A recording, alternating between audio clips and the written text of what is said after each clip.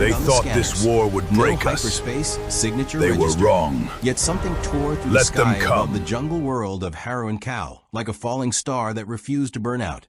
And in its wake came only the smell of ash and the echo of a roar too old for this galaxy to recognize.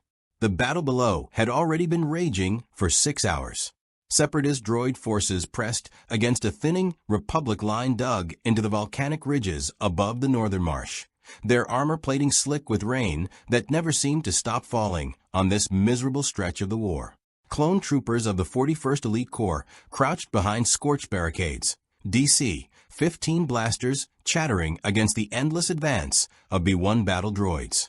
Overhead, a lone Jedi general moved through the chaos with a blade of violet light, cutting down droid after droid with the calm, terrible precision of a man who had done this 1,000 times and expected to do it 1,000 more. Then the sky split open. It was not a hyperspace exit. There was no telltale flash of a ship dropping out of real space, no ion trail, no transponder chirp. What tore through the clouds above the battlefield looked more like a wound, a jagged seam of pale, cold light that opened and closed in the space of a heartbeat, vomiting something enormous into the mud between the two armies. The impact cratered the ground. Droids on the front line staggered. Clone troopers ducked instinctively, rifles swinging toward the new threat before their training even finished processing what they were looking at. He rose out of the smoking crater slowly, unhurried, as though he had done this before, because he had. Pale as bone, scarred crimson down one side of his face in the shape of something that had once meant loss. His body a landscape of old wounds, turned to ash-colored skin, stretched over muscle built across decades of war against things far worse than droids. Twin blades hung from chains wrapped around his forearms, wreathed faintly in dying orange embers even here, in a galaxy that had never known Greek fire. In his right hand he carried an axe unlike anything in any Republic or Separatist armory, a great wedge of frost-blue metal etched with symbols that predated writing itself, humming with a cold that fogged the humid jungle air around it. Kratos, once god of war, once ghost of Sparta, slayer of Olympus and breaker of the Norse pantheon, looked up at a battlefield that was not his own and felt something he had not felt in years. Absolute disorientation.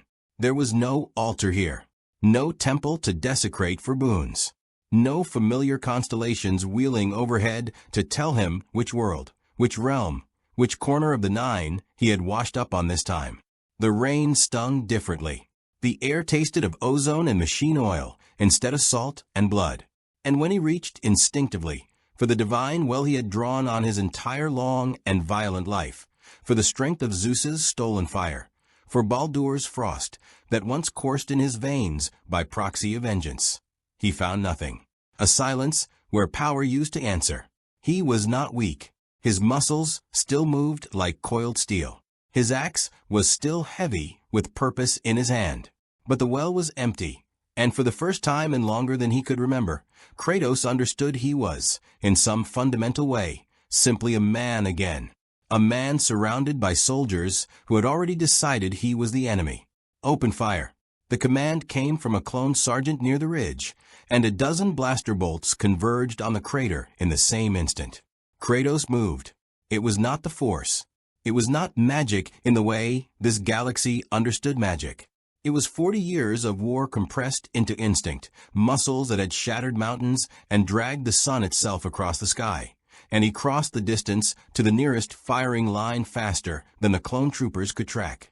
The blades of chaos sang free of their chains, twin arcs of ember light cutting through blaster fire and battle droid chassis alike.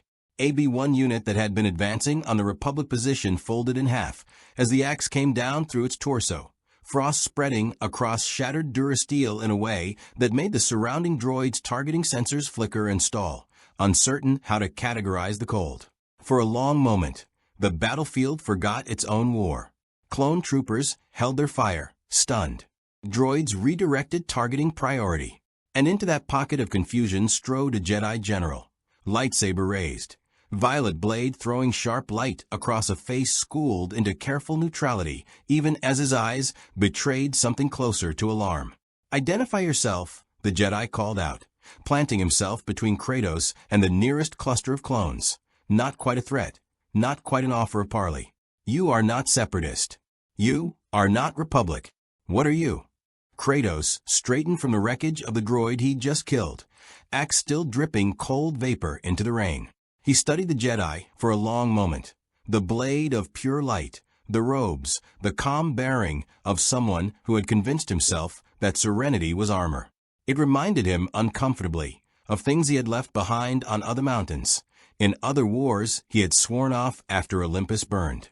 "I'm no one's enemy," Kratos said, his voice a low rasp that seemed to vibrate in the chest of everyone close enough to hear it. "Until I am." It was not reassurance. The Jedi's grip on his lightsaber did not loosen. Behind the general, a comm officer was already shouting into a wrist unit, relaying coordinates, describing the impossible. A being who had fallen from an unregistered breach in the sky and dismantled 6 units of separatist armor in the time it took to draw a breath. Somewhere on Coruscant, that report would land on a desk in the Jedi Temple within the hour, and somewhere else, somewhere colder, behind a mask of political civility, another set of ears would hear it too, and smile. The droids, reassessing, redirected their full attention toward the newcomer. A tactical droid barked orders in binary static, and the remaining lines surged forward, treating Kratos as the priority target now, a variable too dangerous to ignore even as Republic troopers scrambled to reposition around him, uncertain whether they were shielding an ally or simply staying out of a predator's path. Kratos exhaled, slow and heavy, rain running down the ash of his skin, down the faded red line across his brow that marked a mistake he had spent a lifetime atoning for. He had promised himself, promised Atreus, that he would not be this again, not the thing that answered every threat with violence, that measured the world only in what could be broken. But the axe was already rising as the first wave of droids closed in, because some choices are not choices at all when steel and fire are already screaming through the air toward you. He met them. It was less a battle than an erasure. Blaster bolts that should have staggered a lesser man simply glanced from muscle-hardened across 100 divine wars, or were deflected by the whirling arcs of the blades of chaos. Chains snapping out to snare droid chassis and drag them into the axe's frost-wreathed edge. Where his weapon struck, metal did not merely break. It seized, ice crawling across circuitry in patterns that had no business existing in a galaxy governed by different physical laws entirely. The Jedi general, momentarily forgotten, watched from the ridge with an expression caught between horror and something more complicated. Recognition, perhaps, of a warrior who fought with none of the serenity the Order preached, and yet lost nothing for its absence. When the last droid fell, not shot, but crushed, axe buried through its central processor to the hilt, frost climbing the wreckage in spiraling frozen branches, the jungle went quiet except for rain hissing against hot metal.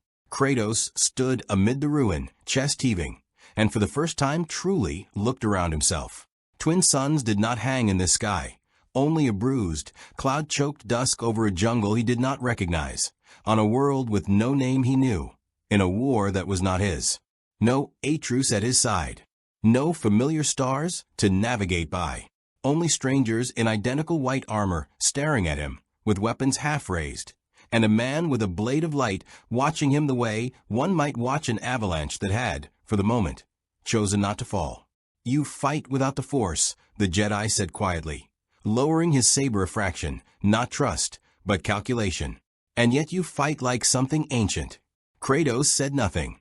He was already turning the axe over in his hand, studying the unfamiliar sky, searching for any seam of pale light that might lead him back to a boy waiting for him somewhere far beyond the reach of every god he had ever known or killed. He found none. For now this war, whatever it was, whoever it belonged to, was his only path forward. If you want to see more characters enter the Star Wars galaxy, hit that subscribe button and drop the name of a character you'd want to see in the comments below. The rain did not stop, but the fighting did. And in the sudden hush that followed a battlefield still smoldering with frost-blackened droid wreckage, the soldiers of the 41st Elite Corps discovered a fear that no simulation had ever prepared them for. Clone Commander Rintar had fought in 11 major engagements since the war began. He had watched Grievous forces pour through a blockade at Kaflis. He had buried brothers on 3 different worlds and learned, the way all clones learned, to compartmentalize the horror into something survivable. But nothing in 11 engagements had prepared him for the sight of a single figure standing in a crater of his own making. Axe buried to the hilt in a tactical droid's skull, ice crawling outward across the wreckage in branching patterns that defied every law of thermodynamics Rin had been taught in his short, accelerated life. "Command, this is Delta Squad," he said into his Riscom, voice carefully level even as his hands were not. "We have a Class A anomaly on the ridge. Requesting immediate consult with General Rashawn." The general in question was already moving, lightsaber deactivated, but still held loosely at his side, approaching the stranger with the particular caution of a man who had spent a career reading the currents of the Force and was, for the first time in a long while, getting nothing back. No sense of the light or the dark. No impression of intent, benevolent or otherwise. Just a vast, still silence where a being's presence should have registered. As though the stranger existed slightly outside the web the Force wove around all living things. That absence unsettled Rashawn more than any hostile intent could have. "You have a name," the general said, stopping a cautious 10 meters from the crater. It was not quite a question. The stranger studied him with pale, ancient eyes that had seen things Rashawn suspected he did not want described to him. "Kratos," he finally said, the word landing heavy, final, like a stone dropped into still water. He did not offer more. He did not ask the Jedi's name in return.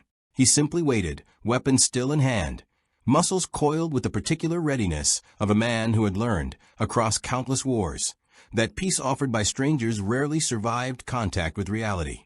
Around them, the clone troopers of Delta Squad had formed a loose perimeter, rifles lowered but not holstered, watching the exchange with the wary stillness of men who had just watched this individual dismantle 6 armored units in under 90 seconds without so much as raising his voice. Word was already spreading down the line in hushed comm chatter. Not rumor exactly, since every trooper on that ridge had seen it with their own eyes, but something more unsettling. Certainty. A shared, unspoken understanding that whatever had fallen out of that tear in the sky was not going to fit into any of the categories the war had trained them to sort threats into.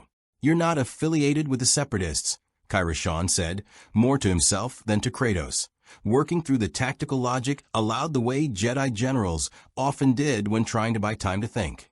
"The droids targeted you the moment they registered your presence, which suggests either an extremely convincing deception or—" "I answer to no one here," Kratos cut in, voice a low rumble beneath the drumming rain. "Not your war, not theirs." He tilted his head slightly toward the smoking droid wreckage scattered across the crater, and something almost like distaste crossed his scarred features. "Machines built to kill, without asking why. I have seen enough of that to last several lifetimes." It was, Rashawn noted, an oddly specific thing to say, the kind of weariness that spoke of a man who had fought wars long before this one, wars this galaxy had no record of. The Jedi General had encountered many things across a decade of campaigning. Force-sensitive warlords, ancient Sith artifacts, creatures pulled from the darkest corners of hyperspace anomalies. He had never encountered someone who spoke of war the way a man speaks of an old wound that never properly healed, with contempt not for the enemy, but for the entire concept of the thing. "Where did you come from?" Rashawn asked. Kratos' jaw tightened. For a moment the rain seemed to fall louder in the silence between them, and something moved behind those pale eyes, not confusion exactly, but the particular grief of a man calculating distance he had no way to measure. "Somewhere far from here," he said finally. "Somewhere I intend to return to." It was not an answer the general could act on, but it was, he suspected, the only honest thing this stranger was prepared to offer a soldier he had known for less than 3 minutes. The decision that followed was not an easy one, and Rashawn would replay it countless times in the days ahead. The moment he chose diplomacy over containment, curiosity over caution, on a muddy ridge above the northern marsh, with a being capable of leveling a droid platoon standing 10 meters away, with weapons still drawn. But something in the Force, or perhaps simply in his own long-honed instinct for reading beings, told him that violence here would only breed more violence, and that whatever this Kratos was, he had not come to conquer. He had come, as far as the general could tell, entirely by accident, and accidents, unlike invasions, could sometimes be reasoned with. "I am General Kai Rashon of the Republic's Grand Army," he said, holstering his lightsaber fully now, a gesture of trust that made his own men shift uneasily behind him. "You've landed in the middle of a war that isn't yours.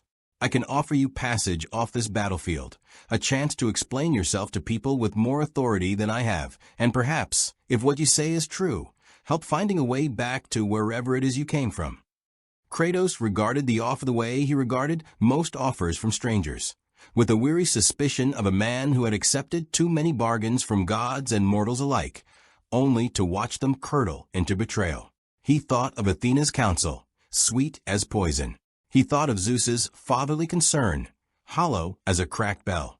He thought, briefly, and with an ache he did not let show on his face, of Atreus, of the boy somewhere beyond this sky, waiting or searching, or perhaps mourning a father the rift had swallowed without warning.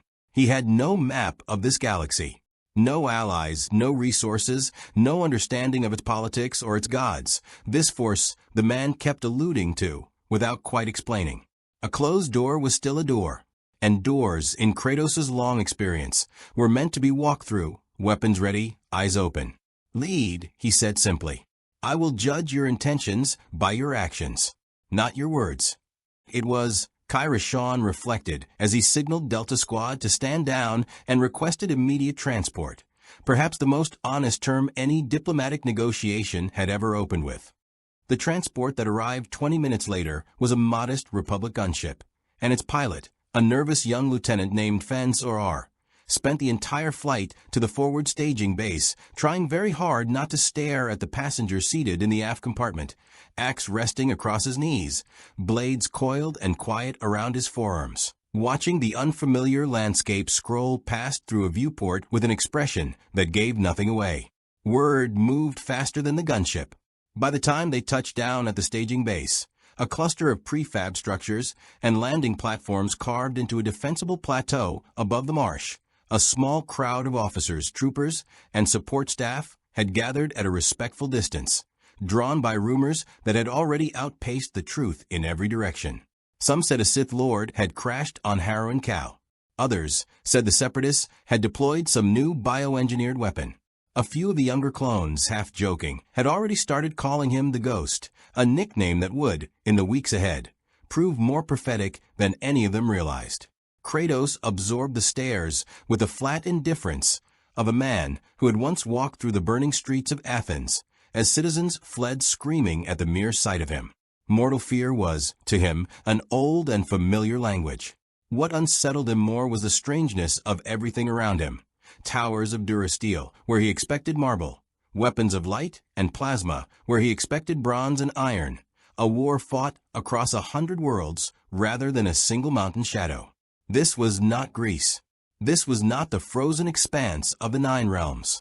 This was something vaster and stranger than anything he had encountered in either of his long, blood-soaked lives, and for the first time in years, Kratos found himself uncertain not of his strength, but of his place. General Kai Rashon fell into step beside him as they crossed the landing platform, aware of the weight of every eye upon them. "The Jedi Council will want to speak with you," he said. "On Coruscant. That's the capital of the Republic, the heart of this war, more or less. And if I refuse, then I imagine you'll find a great many people very interested in changing your mind," Kai Rashon said, not unkindly, "and I'd rather that not happen through violence, for both our sakes." Kratos said nothing, but something in the set of his shoulders suggested he understood the shape of the threat beneath the diplomacy, and respected it more than he would have respected an outright lie. He had spent a lifetime among gods who smiled while sharpening knives behind their backs. A soldier who spoke plainly, even of coercion, was almost a relief by comparison. Above them, beyond the cloud cover, a modest Republic cruiser held position in high orbit, already receiving encrypted priority transmissions bound for the Jedi Temple. And far across the war-torn breadth of the galaxy, in an office bathed in artificial dusklight, a report crossed a desk belonging to a man whose smile, when he read it, did not reach his eyes. Something new had entered his war. Chancellor Palpatine intended to learn exactly what it was. The Jedi Temple's council chamber had witnessed the arrival of countless strange petitioners across its long history. Fallen Padawans seeking redemption, foreign dignitaries pleading for intervention, once even a rogue Force-sensitive creature smuggled in from the Outer Rim in a cargo crate. But as the Durasteel doors slid open, and General Kai Rashan escorted a scarred, ash-skinned giant into the circular room, 12 Jedi Masters felt something none of them had words for: the profound, uncomfortable sensation of the Force itself going quiet in the presence of another being. Master Yoda's ears drooped almost imperceptibly as Kratos crossed the threshold, weapons confiscated at the Temple's insistence. Though confiscated had proven a delicate negotiation, and the blades of chaos now rested in a containment case just outside the chamber doors, watched over by 2 very nervous Temple guards who had been warned, in no uncertain terms, not to touch them under any circumstances. "Curious, this one is," Yoda said quietly, more to Mace Windu than to the room at large, his jimmer stick-tapping once against the floor. "A hole in the Force, he is. Not dark, not light, absent." Mace Windu's dark eyes remained fixed on Kratos as the stranger stood at the center of the chamber, unbowed by the ring of masters surrounding him, unimpressed by the architecture or the ceremony of the moment. "Absent isn't nothing, Master Yoda," Windu said. "Absent is its own kind of warning." Kratos, for his part, studied the assembled Jedi with the same flat, evaluating patience he had once reserved for the Council of Olympus, a room full of beings who believed their wisdom entitled them to judgment over lesser creatures. He had burned that particular arrogance to ash once already, on a mountain far from here. He had no interest in repeating the exercise unless provoked, but the familiarity of the posture, robed figures perched in judgment, secure in their collective authority, needled at something old and unhealed in him. "You wish to know what I am," Kratos said, cutting through whatever council formality might have followed. "I will tell you plainly, though I doubt it will satisfy you. I am no soldier of your war, no spy, no weapon sent by your enemies." His pale eyes swept the chamber. "I am a father, separated from his son, searching for a way home that none of you can show me." The admission landed strangely in the sacred chamber, too honest, too unadorned by the careful diplomatic language the Council was accustomed to parsing for hidden agendas. Several masters exchanged glances. Even Yoda's ancient face shifted with something like surprise. "A father," Windu repeated slowly, testing the word as though searching for the lie beneath it and finding, to his visible discomfort, none. General Rashan's report describes a being capable of destroying an entire droid platoon in under 2 minutes. Weapons that freeze Durasteel on contact. Strength beyond any recorded species in the Republic archives. "And you tell us you are simply looking for your child." "I have been many things," Kratos said, and something dark passed behind his eyes, old grief compressed into a single flicker of expression before the mask of controlled calm reasserted itself. "A soldier. A weapon, a destroyer of things that should not have been destroyed. What I am now is a man trying not to become those things again. Whether you believe that is your concern, not mine." Master Pieloku leaned forward slightly, his masked face unreadable, but his voice carrying genuine curiosity rather than suspicion. "You speak of these things as though they are behind you. Yet you arrived on a battlefield and ended 6 units of separatist armor without hesitation." "They fired first," Kratos said simply. "I do not start wars. I finish the ones brought to me." It was, Yoda reflected privately, an answer with more wisdom folded into it than the stranger likely intended. And also, troublingly, an answer that echoed sentiments he had heard from Jedi and set the like across 900 years of galactic conflict. Every warrior believed themselves reluctant. Few ever were, in practice, once the blade was drawn. The debate that followed stretched nearly 2 hours, conducted partly in the stranger's presence and partly in hushed exchanges among the masters once Kratos had been escorted to a holding chamber, comfortable by temple standards, though the 2 Jedi Knights assigned to escort him understood their true purpose was containment, not hospitality. Opinions within the council splintered along familiar lines.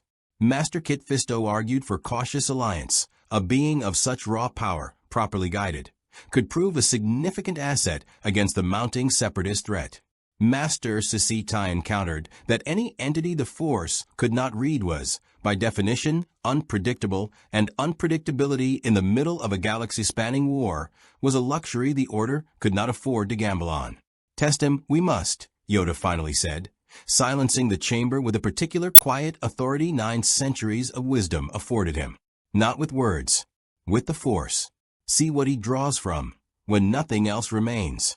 It was Windu who volunteered to conduct the test, and it was arranged for the following morning in one of the temple's deepest training chambers, chosen deliberately for its isolation, its reinforced walls, and its distance from anything a battle of sufficient scale might damage. Kratos did not sleep. He had not truly slept in years measured by mortal calendars, not since Atreus was old enough to notice his father's silences and ask, in that careful, searching way children have, what kept him awake. Instead, he sat cross-legged on the floor of his holding chamber, refusing the offered bed, a habit from decades of war that old comforts felt like traps, and turned the strangeness of this galaxy over in his mind like a stone worn smooth by handling. The Force. He had heard the word invoked a dozen times since his arrival, always with the particular reverence mortals reserved for gods they had not yet learned to resent. An energy field, the Jedi called it, binding all living things. He had heard similar claims before in other tongues, from other pantheons. Gaia's endless roots beneath the earth, the world tree's branches stretching across the 9 realms, all of it dressed in different mythology, but carrying the same essential arrogance. That some unseen order justified the suffering built atop it. He did not trust it. He did not trust anything he could not see, could not bleed, could not eventually put an axe through if it proved false. But he recognized uneasily that this force seemed to touch everything in this galaxy the way the divine had once touched his own. And if that were true, then understanding it might be the only path back to Atreus that did not rely on blind luck. The training chamber, when he was brought to it the following morning, was vast, a cavernous space of reinforced permacrete designed to withstand lightsaber strikes and force-augmented combat alike. Mace Windu stood at its center, robes exchanged for simple training garb, lightsaber clipped at his belt but not yet drawn. Around the chamber's high observation gallery, several masters had gathered to watch, Yoda among them, expression carefully neutral. "This is not an execution," Windu said as Kratos was led in. Weapons returned to him for the exercise, a decision that had cost the council considerable debate. "It is an evaluation. I will test your capabilities. You will test mine. No one dies today." "That depends entirely on you," Kratos said, and there was no threat in his voice, only the flat, weary honesty of a man stating a fact he had proven many times before. Windu ignited his lightsaber, the violet blade throwing sharp light across the chamber's gray walls, and the fight that followed would be spoken of in hushed tones throughout the temple for months to come. The Jedi Master moved with the fluid, economical grace of Vapad, a form built on channeling aggression through discipline, dangerous precisely because it walked the knife's edge between control and consumption. Kratos met him with something the temple had no name for: brute, ancient power wielded with the terrible precision of a warrior who had learned, across countless battles, exactly how much force it took to shatter bone, redirect momentum, exploit the half-second gap between an opponent's strike and their recovery. Windu's blade found nothing but afterimages, as Kratos moved with a speed his mass should not have allowed, the blades of chaos snapping out on their chains to intercept every lightsaber strike with brutal, contemptuous efficiency. Sparks scattered where plasma met the strange metal, and more than once Windu felt the shock of impact travel up through his arms with bone-deep force, a physical answer to a question he had not quite finished asking. What happens when you meet strength the Force did not grant, and cannot take away? For nearly 4 minutes, an eternity, in a duel between beings of this caliber, neither gained decisive advantage. Windu's mastery of the Force lent him precognition, subtle warnings of Kratos's strikes microseconds before they landed, just enough to adjust, to survive, to avoid the killing blow. But survival was not victory, and both combatants understood with growing unease that this stalemate existed only because neither had yet committed fully to ending it. It was Yoda who called the exercise to a halt, rising from his seated position in the gallery with unusual urgency. "Enough," he said, and something in his ancient voice cut through the chamber's tension like a blade of its own. "Learned what we needed, we have." Windu deactivated his blade, chest heaving, sweat cutting clean lines through the grime of exertion. Kratos lowered his weapons more slowly, watching the Jedi Master with something that might, in a man less scarred by war, have resembled respect. "He fights without the Force," Windu said, still catching his breath, addressing the gallery, though his eyes never left Kratos.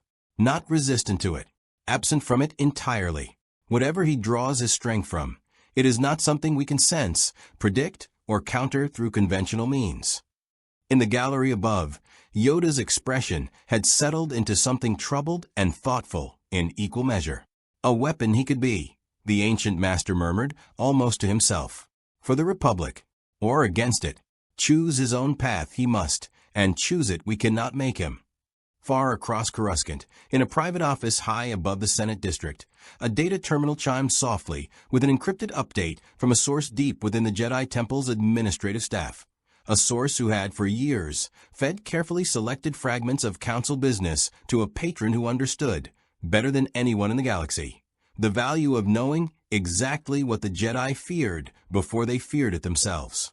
Chancellor Palpatine read the report twice, an unreadable smile settling across features arranged for public consumption into perpetual grandfatherly warmth. A being outside the Force, untouchable by its currents, unpredictable to its adepts, wielding power the Jedi themselves could not counter in open combat. Such a variable properly understood or properly turned could prove either the greatest threat to his long-laid plans or their most valuable, unforeseen instrument. He would need to see this Kratos for himself. The days that followed Kratos' arrival at the Jedi Temple settled into an uneasy rhythm. Not quite captivity, not quite alliance, but something suspended between the two that left both the Jedi Council and their unexpected guest circling one another with careful, watchful patience. He was given quarters in a rarely used wing of the temple, ostensibly out of hospitality, though Kratos understood the deeper truth. It was easier to watch a caged animal than a free one, and easier still to justify the cage as courtesy. He did not resent it.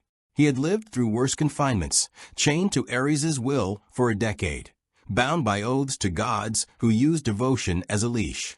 A guest wing with real walls and no expectation of servitude was, by comparison, almost peaceful. What gnawed at him instead was the growing certainty that peace, in this galaxy, was a temporary condition between wars rather than a state anyone truly inhabited.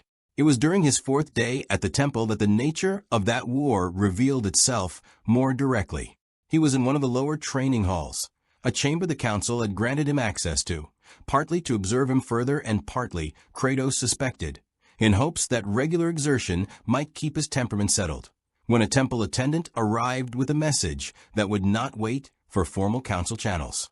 A shuttle had docked in one of the temple's private landing bays, cleared through diplomatic protocols that bypassed the usual security sweep.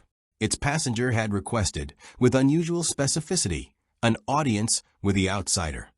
Kratos was not present for the argument that followed among the council members, a heated half-hour debate over whether to permit the meeting at all, conducted in low voices in a chamber several floors above the training hall. But he understood enough of the outcome when General Kai Rashan arrived personally to escort him to a private receiving room, expression carefully neutral in the way Kratos had already learned meant the Jedi was troubled by something he had been ordered not to show. "Who requests this audience?" Kratos asked as they walked. "An intermediary," Rashan said. "Officially unaffiliated. Unofficially, we believe he represents separatist interests, possibly Count Dooku himself, working through a proxy to test the waters before risking direct contact." He paused at the receiving room's door. "The council permitted this because they want to know what the separatists intend regarding you. I would ask that you remember whatever is said in that room will be heard by more than just the two of you." Kratos said nothing, but he noted the warning for what it was, not distrust exactly, but the particular caution of soldiers who had learned that even allies needed watching in a war this old and this bitter. The intermediary waiting inside was a lean, silver-haired human in immaculate diplomatic robes, a man who introduced himself only as Advisor Hale, and who carried himself with the unhurried confidence of someone accustomed to rooms far more dangerous than this one. He did not rise fully when Kratos entered, a small, deliberate discourtesy calculated to test the newcomer's temperament, and gestured instead to the seat across from him with an easy, practiced smile. "You've caused quite a stir," Hale said, without preamble, once the door had sealed behind them. "A being who moves like a god and fights like a butcher, dropped into the middle of a war he owes no allegiance to. My employer finds that intriguing." "Your employer," Kratos said flatly, remaining standing despite the offered seat. "A man who values strength wherever he finds it, and who has grown rather tired of watching the Republic squander lives on battlefields it refuses to properly commit to winning." Hale's smile widened fractionally. "Count Dooku extends an offer. Resources. Autonomy. A galaxy's worth of knowledge at your disposal, including, and I suspect this interests you rather more than politics, access to ancient Sith archives that catalog phenomena the Jedi have neither the courage nor the imagination to investigate, including, perhaps, the nature of dimensional anomalies, rifts between realities." He let the implication hang deliberately in the air. "The sort of rift that might have brought you here. The sort that might, with sufficient study, send you home." It was, Kratos recognized immediately, a well-constructed lure, precise in its aim, deliberately shaped around the one desire he had made no effort to hide since his arrival. He had heard offers like it before, dressed in different words by different tongues. Athena's counsel that had cost him everything. Zeus's promises that had ended in betrayal and fire. Gods and their proxies always understood exactly which wound to press. "And in exchange," Kratos said, voice carrying the flat weight of a man who already knew the answer, "I fight your war." "A war that will be fought regardless of your participation," Hale said smoothly.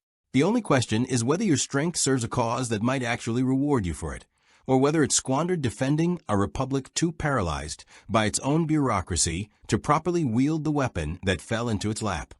He spread his hands, the picture of reasonable diplomacy. "The Jedi will use you as a tool and call it partnership.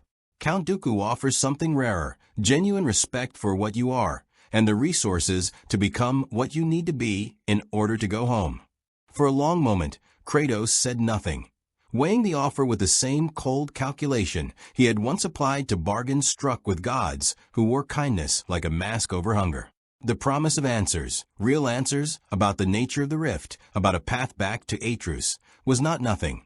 He had spent 4 days in this galaxy with no map, no allies who owed him anything beyond wary curiosity, and no closer understanding of how he had arrived or how he might leave. But he had also spent a lifetime learning to recognize the shape of a leash disguised as a gift. "You speak of resources," Kratos said slowly, "and knowledge and respect. You do not speak of what your master actually wants from me, beyond fighting his enemies." He took a single step closer, and something in his bearing made even the composed advisor Hale shift back slightly in his seat. "I have served men who called themselves generous, while measuring my worth only in what I could kill for them. I buried the last god who tried that. I do not intend to bury another, simply to confirm the pattern holds." Hale's practiced smile faltered, just slightly, at the edges. "That's rather a dramatic response to a business proposition." "It is the only response your proposition deserves." Kratos' voice dropped lower, colder, the ember light of the blade strapped across his back seeming to pulse faintly in answer to something rising in him. Not rage yet, but its patient, waiting cousin. "Tell your count that I am not a weapon to be pointed. I am not a piece on his board. And if his agents come for me again with anything less honest than the truth, I will treat the visit as the declaration of war it actually is." The silence that followed stretched several seconds, too long for comfort. Advisor Hale rose slowly, smoothing the front of his robes with deliberate, unhurried movements that did not entirely mask the tension now evident in his shoulders. "I'll relay your position," he said carefully. though I suspect my employer will find it a short-sighted one. The Jedi will not offer you what we offered. They will simply use you, quietly, and call your service gratitude. Then I will judge them by their actions as well, Kratos said. As I told them I would. Hale left without further ceremony, and General Rashawn re-entered the room moments later, having monitored the exchange from an adjoining chamber with two council-appointed observers. His expression, when he looked at Kratos, carried something new, not quite trust, but the beginning of something adjacent to it. You refused Dooku's offer, Rashawn said. I refused a leash dressed as a gift, Kratos corrected. Do not mistake it for loyalty to your republic. I have made no such promise, and I will make none I am not certain I can keep. Understood, Rashawn said, and something in his voice suggested he respected the honesty more than he would have respected an easy declaration of allegiance. For what it's worth, the council will hear of this. Dooku rarely extends offers personally, even through intermediaries, unless he perceives genuine value in the target. You've made an enemy today, whether you intended to or not. Kratos' expression did not change, though something old and weary settled behind his pale eyes, the particular exhaustion of a man who understood, better than most beings in any realm, that refusing power rarely earned peace. It only ever changed the shape of a war that followed. I have made enemies of gods, he said quietly. Your Count Dooku will have to wait his turn.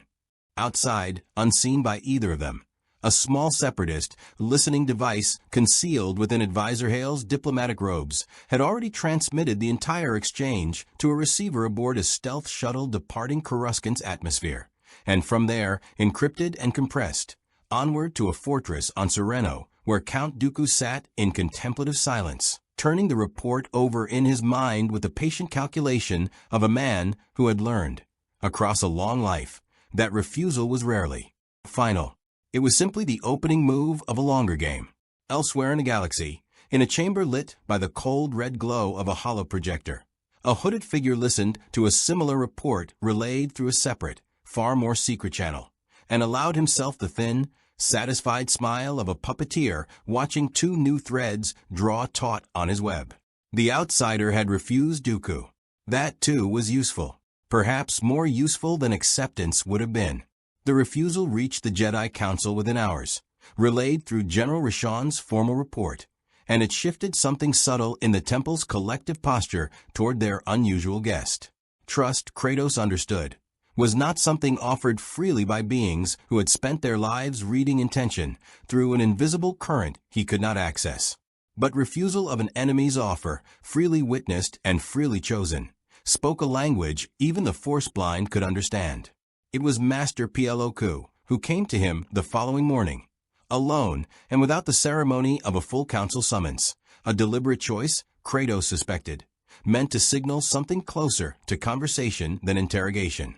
You turned away considerable resources, Plo said, settling into the chamber's single chair, while Kratos remained standing near the window, watching Coruscant's endless traffic streams cut glowing lines through the smog-orange dusk.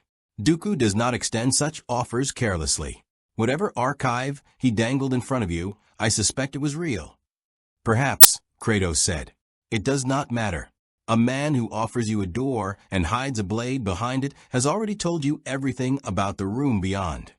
Plo's masked face gave nothing away, but there was a thoughtful pause before he spoke again. You said, in the council chamber, that you were searching for a way home. For your son. He let the statement sit a moment. The Temple's archives are extensive, older than the Republic itself, in places. If there is knowledge anywhere in this galaxy about the sort of dimensional rift that brought you here, it is at least as likely to exist here as in whatever Dooku promised. It was, Kratos recognized, a counteroffer disguised as an observation, subtler than Hale's proposition, but a bargaining chip nonetheless. He had grown tired, in his long life, of being a piece other men's games were built around. And yet Plo's version came without the stench of coercion Hale had carried, and that distinction, however small, mattered. Then let me see them, Kratos said simply. The Jedi archives occupied a vast, cathedral-quiet section of the temple, tiers of data terminals and physical text stretching upward into shadow, tended by a small order of archivists who moved through the space with a reverent hush of scholars guarding something sacred. Kratos had expected resistance to his presence there, a being outside the Force, wandering among the Order's collected knowledge. But Plo's authorization, and perhaps simple curiosity among the archivists themselves, cleared the way without incident. What he found, across 3 long days of searching alongside a patient young archivist named Jocasta Nu, was both less and more than he had hoped. Less, because nothing in the Jedi's extensive catalog described anything resembling the rift that had torn him from his own realm. No record of Norse gods, no mention of primordial axes humming with frost older than this galaxy's stars. The Force, as far as the text described it, was singular, one energy, one web, binding all things within this galaxy, and as far as any recorded Jedi expedition had ever confirmed, nowhere beyond it. More because buried in a restricted section of the archive, access granted only after Jocasta Nu quietly petitioned Master Yoda directly. Kratos found fragmentary references to something the Jedi called dimensional anomalies, rare, poorly understood tears in the fabric of reality, recorded perhaps a dozen times across the Order's 10,000-year history, each instance associated with catastrophic convergences of Force energy at sites of significant power. A shattered Jedi temple on a world called Ossus, a Sith ritual gone wrong on Malachor, and most intriguingly, a notation dated centuries earlier describing a similar tear observed briefly above a Jedi enclave on Harrow Cow, the very world where Kratos had fallen. It's not proof, Jocasta Nu cautioned, watching him study the ancient entry with an intensity that made the ancient archivist faintly uneasy. The notation predates reliable Republic astrographic surveys by centuries. We can't confirm it's the same location, let alone the same phenomenon. It is enough, Kratos said quietly, to know it has happened before, which means it can happen again. That single thread of hope, thin as it was, changed something in him, not softened his vigilance, not eased the weight of separation from Atrus that sat permanently behind his ribs like a second heartbeat, but gave shape to a search that had, until now, felt directionless. Harrow Cow, the Force nexus disturbed by separatist activity. If the tear that brought him here had been born from that convergence, then understanding it, perhaps even recreating it under controlled circumstances, might be the only path home this galaxy could offer him. He brought the finding to Master Yoda directly, bypassing the slower channels of council bureaucracy, and found the ancient master waiting for him in one of the temple's quiet meditation gardens, as though he had anticipated the visit before it occurred. "Home you seek," Yoda said without preamble, not looking up from the small, twisted bonsai he was tending with careful, patient hands. "Understand this, I do. But warn you, I must, of a truth you may not wish to hear. Say it. Random, these tears are not." Yoda set down his tools, meeting Kratos' gaze with ancient, unreadable eyes. Convergences of great power they require. Old power. Disturbed power. His ears drooped slightly. The nexus on Harrow Cow. Disturbed already once by the battle that brought you here, it was. Disturb it again, deliberately. And the cost may be steep. Uncertain. The Force is around such places. Draw attention. Such an act would. From factions with their own designs on power, such as that. Kratos understood the warning beneath the warning, that any attempt to recreate the conditions of his arrival would not go unnoticed by a galaxy already locked in war over ancient, contested power. Dooku's interest alone had already proven that lesson once. There would be others. "I did not come to this galaxy asking for a war," Kratos said, "but I have learned across a very long life that the wars find you regardless of what you ask for. I would rather face this one with a purpose than wander it aimlessly, waiting for the next blade aimed at my back." Yoda studied him for a long moment, and something in the old master's expression softened.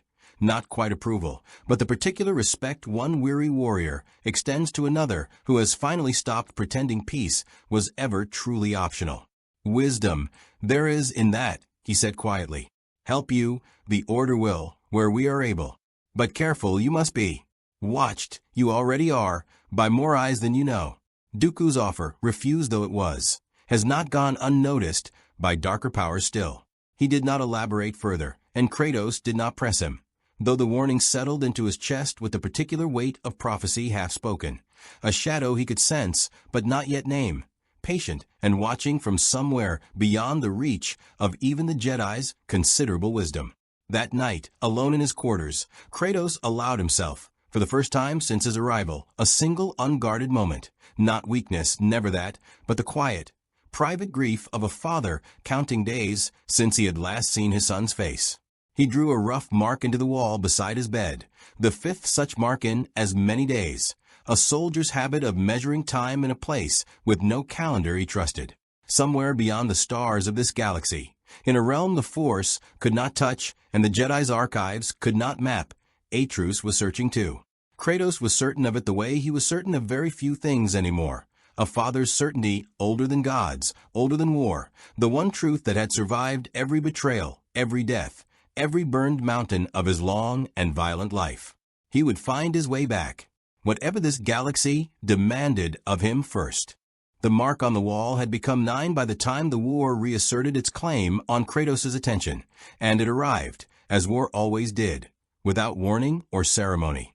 He had spent the intervening days in a strange, provisional rhythm, training in the lower halls, working alongside Jocasta Nu on threads of research that led more often to dead ends and answers, and enduring the cautious, watchful courtesy of a temple still deciding what to make of him. The council had not asked him to fight. He suspected they were waiting to see whether he would offer first, testing his patience the way he had once tested theirs.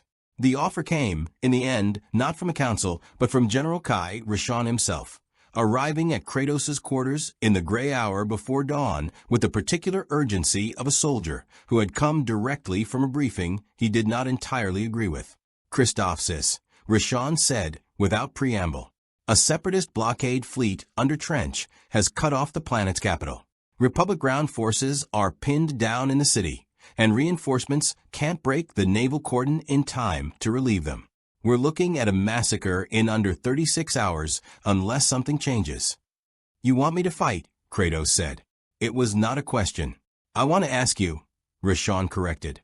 The council has not authorized this as an official request. This is my own initiative, and I'll answer for it if it goes wrong. But I've seen what you're capable of, and I've got soldiers on that planet who won't survive without help that isn't coming fast enough through normal channels. Kratos studied the general for a long moment, a man risking his own standing, perhaps his career, on the honesty of a stranger he had known less than 2 weeks. It was, in its own quiet way, a kind of trust Kratos had not expected to encounter in this galaxy, and it moved something in him that the grand gestures of councils and Sith Lords alike had failed to reach. Take me there, Kratos said. Christophsis, when the gunship broke through the planet's upper atmosphere, revealed itself as a landscape of jagged crystalline spires and shattered cityscapes, violet light refracting through crystal formations in ways that turned even the devastation of war into something strangely, terribly beautiful. Below, Republic ground forces held a collapsing perimeter around the capital's central district. Clone troopers dug into crystal shard barricades, while AAT tanks and endless waves of battle droids ground the defense down by inches, hour by hour. Kratos dropped from the gunship's open bay before it had fully touched down, landing hard enough to crack the crystalline street beneath him, and the battle that followed would be spoken of in later years, as the moment the war on Christophsis turned. He moved through the separatist line like a natural disaster given purpose. The blades of chaos found droid armor and tank plating alike, chains snapping out to drag artillery pieces from their positions before crushing them with the axe's frost-wreathed edge. Where clone troopers had been forced into desperate, grinding retreats for hours, Kratos simply advanced, absorbing blaster fire that would have felled lesser beings, answering every volley with violence precise enough to break formations and brutal enough to shatter morale among droid commanders never programmed to process an enemy this singularly unstoppable. It was not subtle. It was not, by any Jedi's definition, elegant. But it worked. And within 2 hours the separatist advance that had ground the Republic's defense down for 3 days collapsed into disorganized retreat, tank column commanders reporting losses in language that bordered on panic before Trench's own flagship, orbiting high above, ordered a full tactical withdrawal rather than risk further attrition against an unknown variable his sensors could not properly categorize. General Rashawn found Kratos afterward, standing amid the wreckage of the Separatist line, blades quiet at his sides, chest heaving with a particular exhaustion that came not from fatigue, but from the grim satisfaction of a job finished. Around them, clone troopers who had spent 3 days convinced they were going to die on this crystalline battlefield stared at the outsider with something that had shifted, in the space of a single engagement, from wary suspicion into something closer to reverence. "You saved this city," Rashawn said quietly. "I ended a battle," Kratos corrected, wiping frost-slick blood from the axe's edge with grim economy. "Your war will find another one soon enough." It was not false modesty. It was a flat, weary honesty of a man who had ended 1,000 battles across 2 pantheons' worth of wars and understood, with bone-deep certainty, that no single victory ever bought more than a pause before the next atrocity began. But the victory mattered regardless, and word of it spread through the Republic's ranks faster than any official report could contain. By the time Kratos returned to Coruscant, the soldiers who had once called him the Ghost in hushed, uncertain rumor had begun using the name openly, with something approaching respect. And in the Senate's marble chambers, delegates who had spent weeks debating the strategic and diplomatic implications of an unaffiliated outsider now found themselves fielding questions from constituents eager to know whether the Republic intended to formally recruit the god of war, as certain more excitable news channels had already begun calling him. It was a title Kratos would have rejected had anyone thought to ask him directly. He had buried that title on a mountain far from this galaxy, along with everything it had cost him to earn it. But titles, he was learning, rarely asked permission before attaching themselves to a man's shadow. The victory on Christophsis did not go unnoticed in quarters, far less inclined toward celebration. In a fortified command bunker on Sereno, Count Dooku received the battle reports with the controlled, simmering displeasure of a strategist, watching an unaccounted variable unravel weeks of careful positioning. Trench's withdrawal had cost the Separatist a critical foothold in the Christophsis system, and the after-action analysis was unambiguous. A single being, moving without force sensitivity or any conventional military support, had broken a siege 3 days of coordinated droid assault had failed to crack. "He refused my offer," Dooku said quietly to the hooded holographic figure flickering before him. "And now he fights for the Republic regardless, whether they've formally claimed him or not." "Patience, Count," the voice on the other end replied, smooth and unhurried, carrying the particular calm of a being who had watched empires rise and fall according to designs laid decades in advance. "The Republic's gratitude is a shallow well. Loyalty freely given to a cause is rarely loyalty that survives contact with betrayal. Let him fight for them a while longer. Let him become indispensable. And when the moment comes that the Republic's bureaucracy fails him, as it inevitably will, he will remember precisely who offered him honesty instead of gratitude. And if that moment does not come swiftly enough to matter, then we will manufacture it," the voice said, and something in its tone carried a satisfaction that made even Dooku, seasoned as he was in the art of long games, feel a flicker of unease. Every outsider eventually discovers the limits of a cause that was never truly his own. Our patience costs us nothing. His disillusionment, when it comes, will cost the Republic everything. The transmission ended, and Dooku stood alone in the quiet of his chamber, turning the strategy over with the patient calculation of a man who had learned, across a long life of political maneuvering, that the most dangerous weapons were never the ones wielded against you directly, but the ones you convinced, patiently and without their full awareness, to eventually turn themselves. Far across the galaxy, in the crystal-lit ruins of Christophsis' capital, Kratos stood beneath a violet dusk sky that reminded him, in ways he could not quite articulate, of the strange beauty Midgard had sometimes shown him between its horrors. He thought of Atrus, as he thought of him in every quiet moment this galaxy afforded him, and wondered not for the first time whether the boy would recognize his father in the reflection this new war was slowly, inexorably carving into him. He had promised himself he would not become the weapon again. The galaxy, it seemed, had other plans. Success on Christophsis, as victories in war so often did, planted the seeds of the next crisis long before anyone recognized them as such. In the weeks that followed, the Republic High Command, moving with the particular speed only genuine desperation could produce, formalized what General Rashon's initiative had begun informally. Kratos was not commissioned as a soldier, not exactly. No rank insignia, no chain of command above the loosest operational guidance, no oath sworn to a republic he trusted only marginally more than he had trusted the separatists who'd tried to buy him.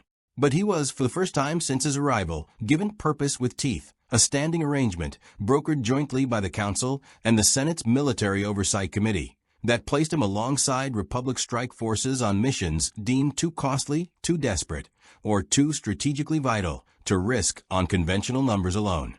It was, in practice, an uneasy marriage between a man who trusted no one and an institution built entirely on hierarchies of trust, and the friction it produced was inevitable from the outset. The mission to Presentland crystallized it. The planet held one of the Republic's most vital HoloNet relay stations, and its loss would have severed communications across an entire sector of the war effort. A strategic prize both sides understood well enough to commit substantial forces toward its capture or defense. General Rashon, tasked with leading the joint operation, had planned the engagement with the careful, layered precision the Jedi's tactical doctrine demanded. Staged advances, controlled engagement zones, clone units rotated to preserve combat effectiveness across a protracted siege he expected to last days. Kratos listened to the briefing with visible, mounting impatience. "You intend to bleed this out across a week," he said flatly, once Rashon had finished outlining the operations phases in the cramped confines of a forward command tent. "Trading ground by inches, losing men by inches. I intend to win without losing the entire garrison in a single reckless push," Rashon said, an edge of genuine tension entering his voice, the first Kratos had heard from him since Christophsis. "Not every battle is won by simply overwhelming the enemy with force, Kratos. Some require patience, coordination, a plan that accounts for more than a single warrior's strength. Patience is a luxury for men who have time to spend it," Kratos said. "Your soldiers do not. I have watched enough good men die slowly under the banner of caution to know the difference between wisdom and cowardice dressed in careful language." The accusation landed harder than either man perhaps intended, and for a long, tense moment the command tent went silent except for the distant thrum of orbital bombardment somewhere beyond the ridge line. Rashon's jaw tightened, not with the flare of ordinary anger, but with the particular, controlled frustration of a man who had spent years earning the tactical instincts he was now watching dismissed by a being who had been in this galaxy for barely a month. "I am not being cautious out of cowardice," Rashon said, voice low and hard. "I am being cautious because I have watched too many battles, won by brute force, turn into slaughters the moment the enemy adapts. Because clone troopers are not disposable, whatever the Senate's budget report suggests, and I will not spend their lives faster than necessary simply because you find patience distasteful." It was, in its way, the first genuine disagreement between them since Kratos' arrival, not tactical disagreement over a battle plan, but something closer to a collision of fundamentally different philosophies of war.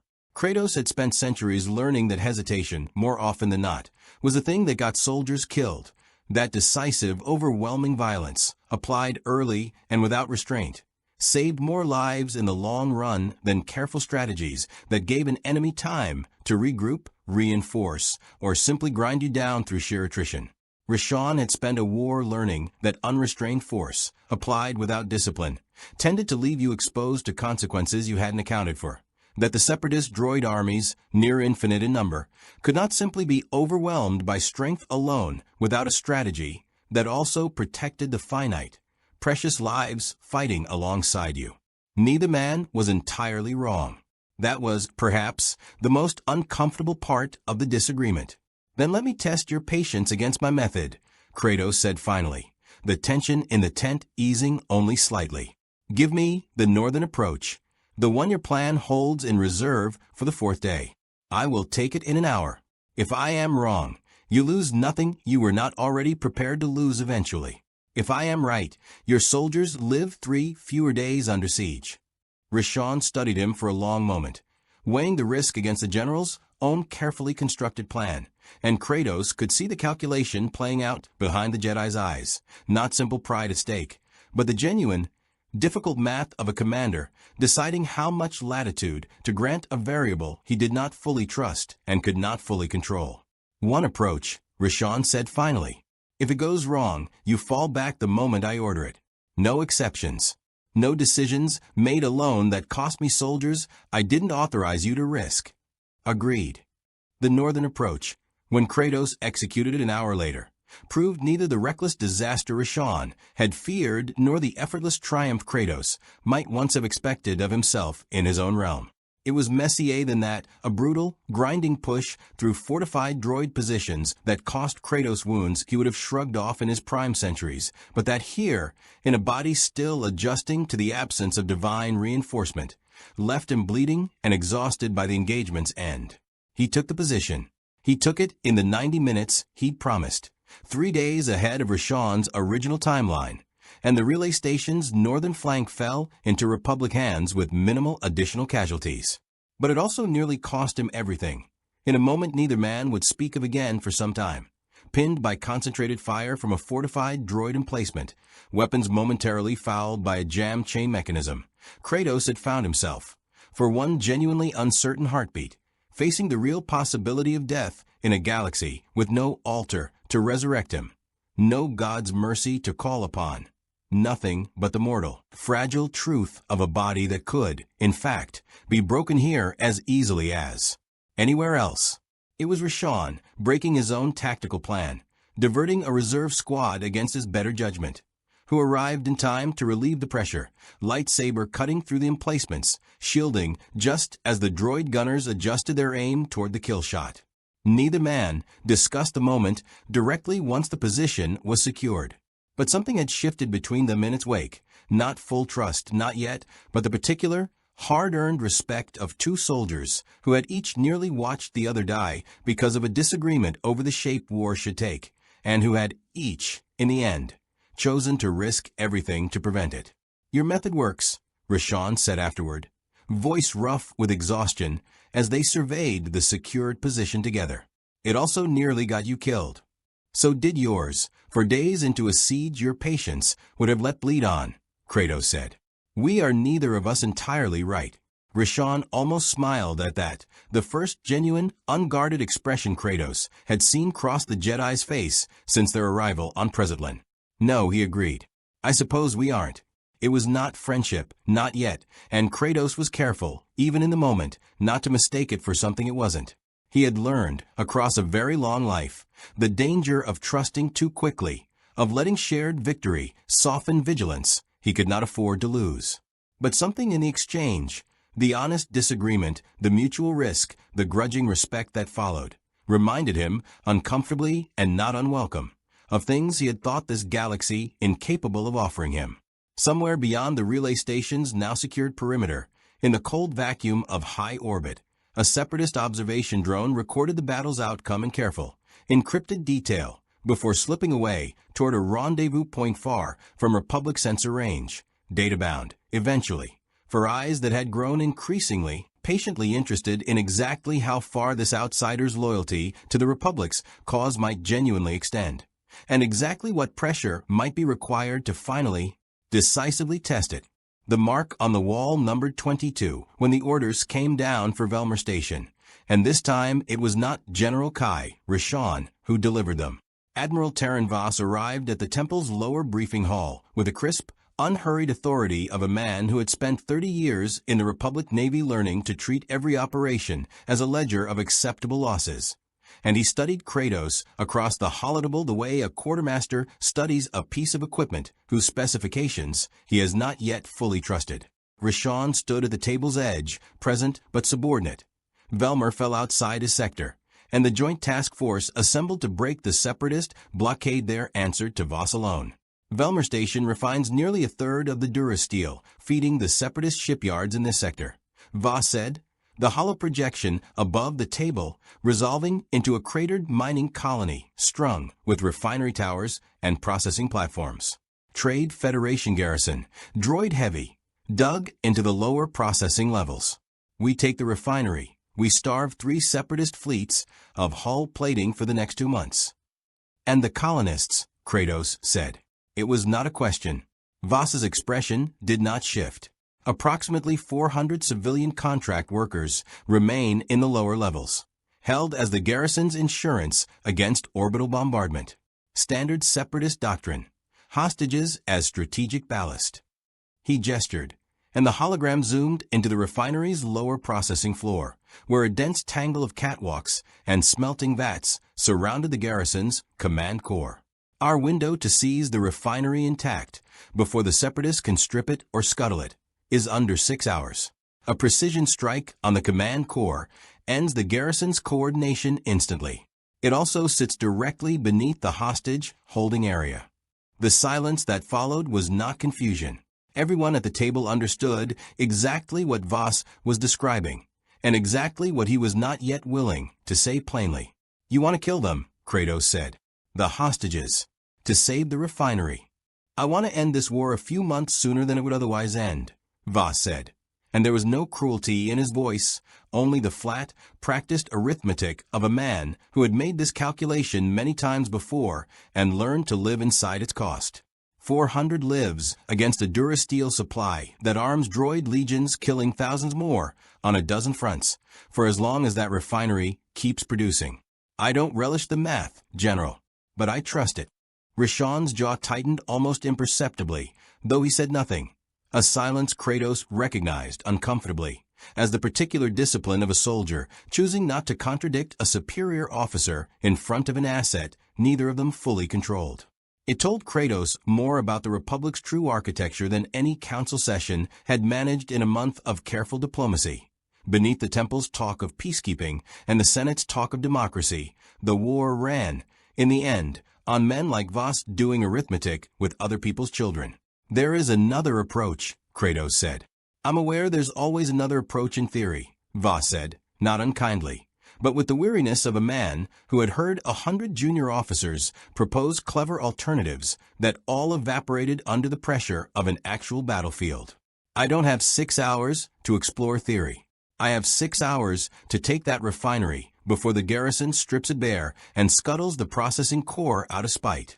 You were brought onto this task force because General Rishon assured this command you could break fortified positions faster and more decisively than any unit we have. I intend to use exactly that capability. Nothing more complicated. Then use it on the garrison, Kratos said. Not the hostages beneath them. The command core and the holding area occupy the same structural level, Voss said. There is no version of a strike on one that spares the other. Not in the 6 hours available to us. Then I will not strike from above, Kratos said. I will go in from below, through the smelting vats, beneath the processing floor, and clear the holding area myself before your bombardment ever needs to fall. Voss studied him for a long moment, weighing the proposal with the same cold calculation he'd applied to every other variable on the holotable. That route is a kill chamber. Superheated slag runoff, automated defense turrets calibrated for droid maintenance crews, and an unknown number of garrison troops between you and the hostages. You'd be attempting a solo extraction through terrain this task force's own engineers rated as functionally impassable for organic infiltration. I have walked through worse, Kratos said, and something in the flatness of his voice closed the argument more effectively than any threat could have. Give me 90 minutes. If I have not reached the holding level by then, proceed with your strike, and I will bear whatever consequence that failure earns me. And if you succeed, Voss said slowly, and the garrison scuttles the refinery the moment they realize their hostages are gone and their leverage with it, then you lose Durasteel, Kratos said. Not 400 lives you were prepared to spend without asking whether you had to. It was Rishon who broke the silence that followed, stepping forward with the careful diplomacy of a man trying to salvage an operation before it fractured entirely. Admiral, I've fought alongside him. What he's proposing is reckless by every conventional standard we have. It has also, twice now, worked when conventional standards would have cost us more. Voss's gaze moved between them, and whatever calculation ran behind his eyes finally settled into something like reluctant permission. 90 minutes, he said. Not 91. If your window closes and those hostages are still down there when the strike window arrives, I will not delay the operation to accommodate a variable this task force did not fully control to begin with. Are we understood? Understood, Kratos said, and he was already moving toward the hangar before the briefing had formally ended. The smelting vats, when he dropped into them from a maintenance shaft 40 meters above the processing floor, proved every bit as hostile as the engineers had promised. Molten slag runoff cutting channels through catwalks scaled for droid maintenance units. Automated turrets swiveling toward heat signatures with the mechanical indifference of systems never built to distinguish liberator from intruder. Kratos moved through it the way he had once moved through the boiling rivers of the underworld, not unscathed. Heat blistering one forearm before he'd cleared the first channel, but undeterred. The blades of chaos finding turret housings and burning them cold before their targeting arrays could lock. He found the garrison troops at the holding area's outer checkpoint 11 minutes into his window, and the fight that followed was brief and entirely without the theater of Coruscant's training halls. B-2 super battle droids that had held through 3 days of conventional assault fell in under a minute to a warrior who had stopped decades ago, measuring the difference between war and slaughter when the two wore the same face. The holding area itself, when he finally breached its blast doors, held exactly what Voss's intelligence had promised. 400 colonists, contract workers with the hollow, exhausted eyes of people who had spent days uncertain whether the next sound they heard would be rescue or their own execution. What the intelligence had not conveyed, could not have conveyed, from orbit, through sensor sweeps and droid-relayed reports, was a particular way a room full of frightened people goes silent when something enters that they cannot categorize as either captor or savior. Until one small girl near the front of the crowd, no older than 8, looked up at the scarred, ash-skinned giant standing amid the wreckage of the checkpoint and said, with the simple clarity children sometimes possessed, when adults had long since lost it, "Are you here to take us home?" Something in Kratos' chest, old and carefully guarded, cracked the question in a way 6 hours of Voss's arithmetic never could have touched. "Yes," he said, and meant it more completely than he had meant almost anything since arriving in this galaxy. "Stay close. Move when I move." The extraction took 41 minutes, herding 400 exhausted civilians back through the maintenance shaft toward the surface evacuation point General Rashawn had, without authorization, quietly repositioned 2 transports to cover, and Kratos fought a running rear guard the entire distance. Garrison troops converging from 3 directions once the alarm sounded. The blades of chaos and the Leviathan axe carving a corridor through Durasteel and droid alike that after-action reports would argue over for years. He delivered the last of the colonists to the surface with 14 minutes remaining on Voss's window, blood-slicked and breathing hard, the ash of his skin streaked with slag burns that would take days to fully heal in a body no longer certain of its own regeneration.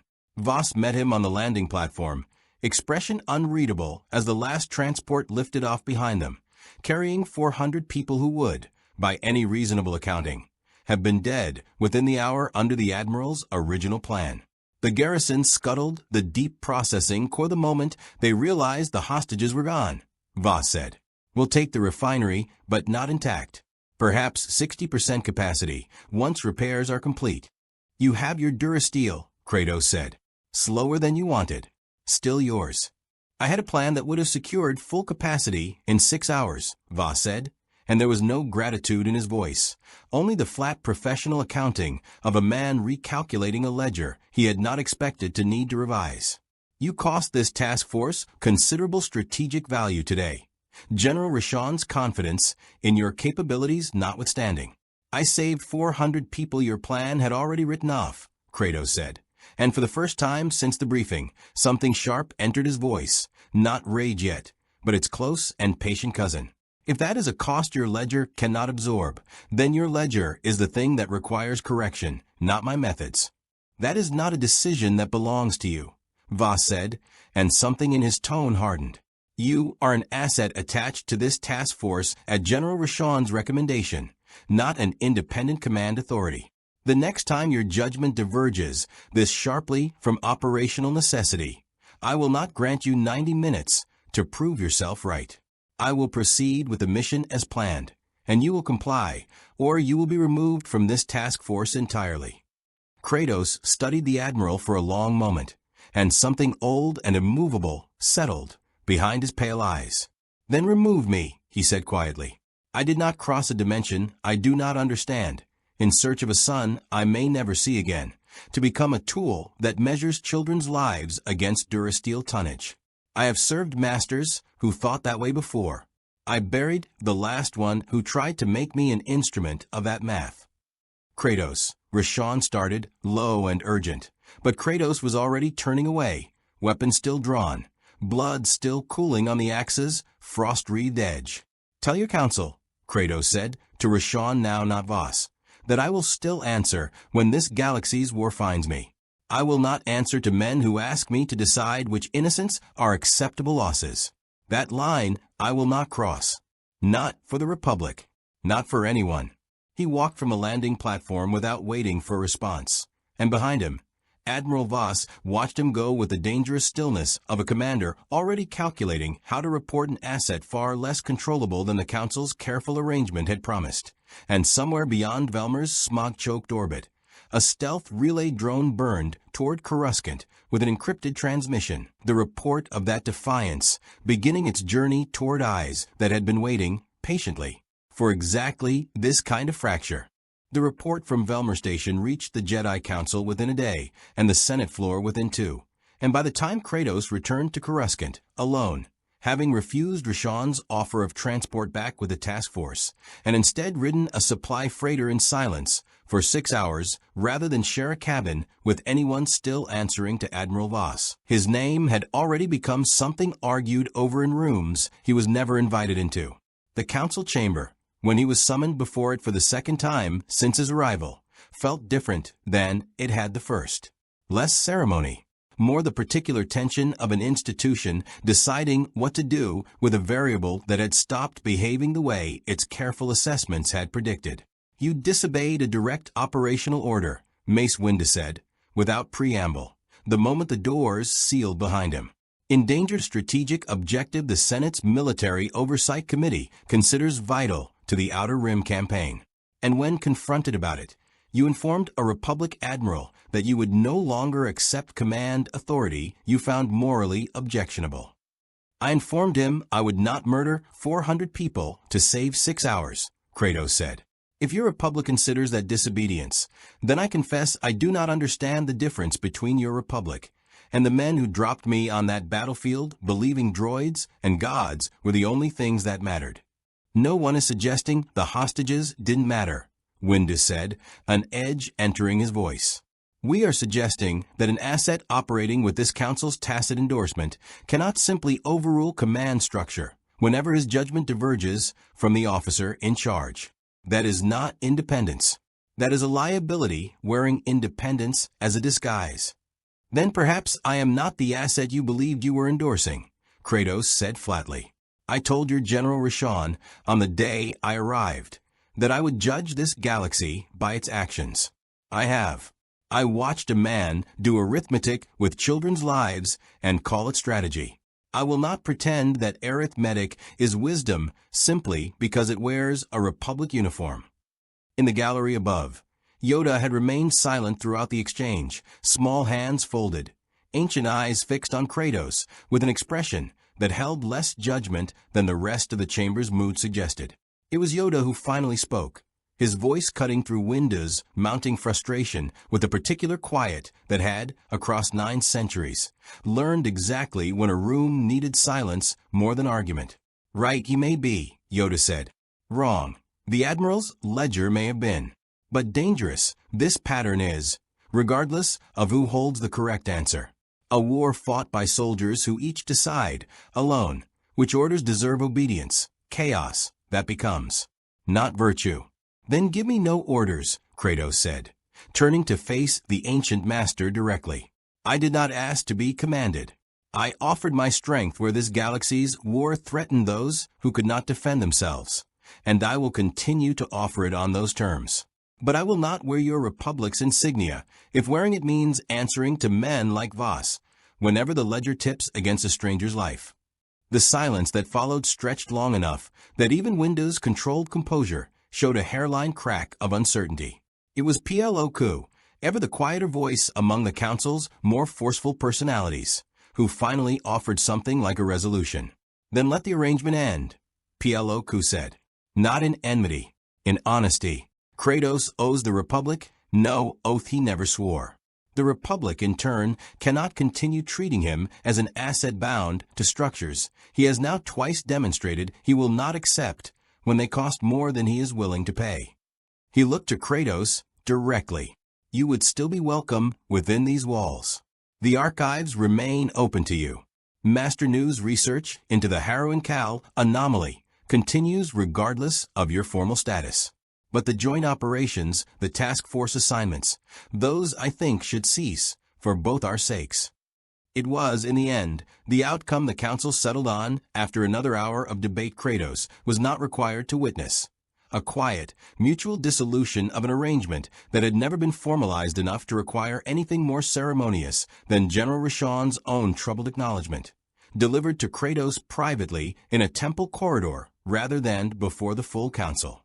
For what it's worth, Roshan said, I don't think you were wrong about Velmer. I think Voss made the calculation 100 commanders in this war have made before him. And I think you were the first variable that ever proved the calculation wrong on the numbers alone, not just the morality. That should matter more than it will. It matters to the 400 people who are alive because of it, Kratos said. That is enough for me. It won't be enough for the Senate, Roshan said quietly. There are already delegates calling for your removal from Republic space entirely. Not as punishment, they'll say, but as a matter of operational clarity. An unaligned variable this powerful, no longer bound to any command structure, makes people nervous. Makes them start asking whether the Separatists were right to try buying your loyalty while they still could. That night, Kratos walked the temple's upper terraces alone, past reflecting pools that mirrored Coruscant's endless traffic streams in long, unbroken ribbons of light, past young Padawans training in quiet clusters who fell silent and wide-eyed as he passed, the way children in every world he had ever walked through learned to go quiet around something they could not yet name. The air up here carried the mineral tang of recycled atmosphere, and faintly beneath it, the ozone bite of distant engine traffic. Nothing like the salt wind of Sparta, nothing like Midgard's frost, and yet the height, the isolation of it, reminded him uncomfortably of the mountain he had once climbed to end a war of his own making.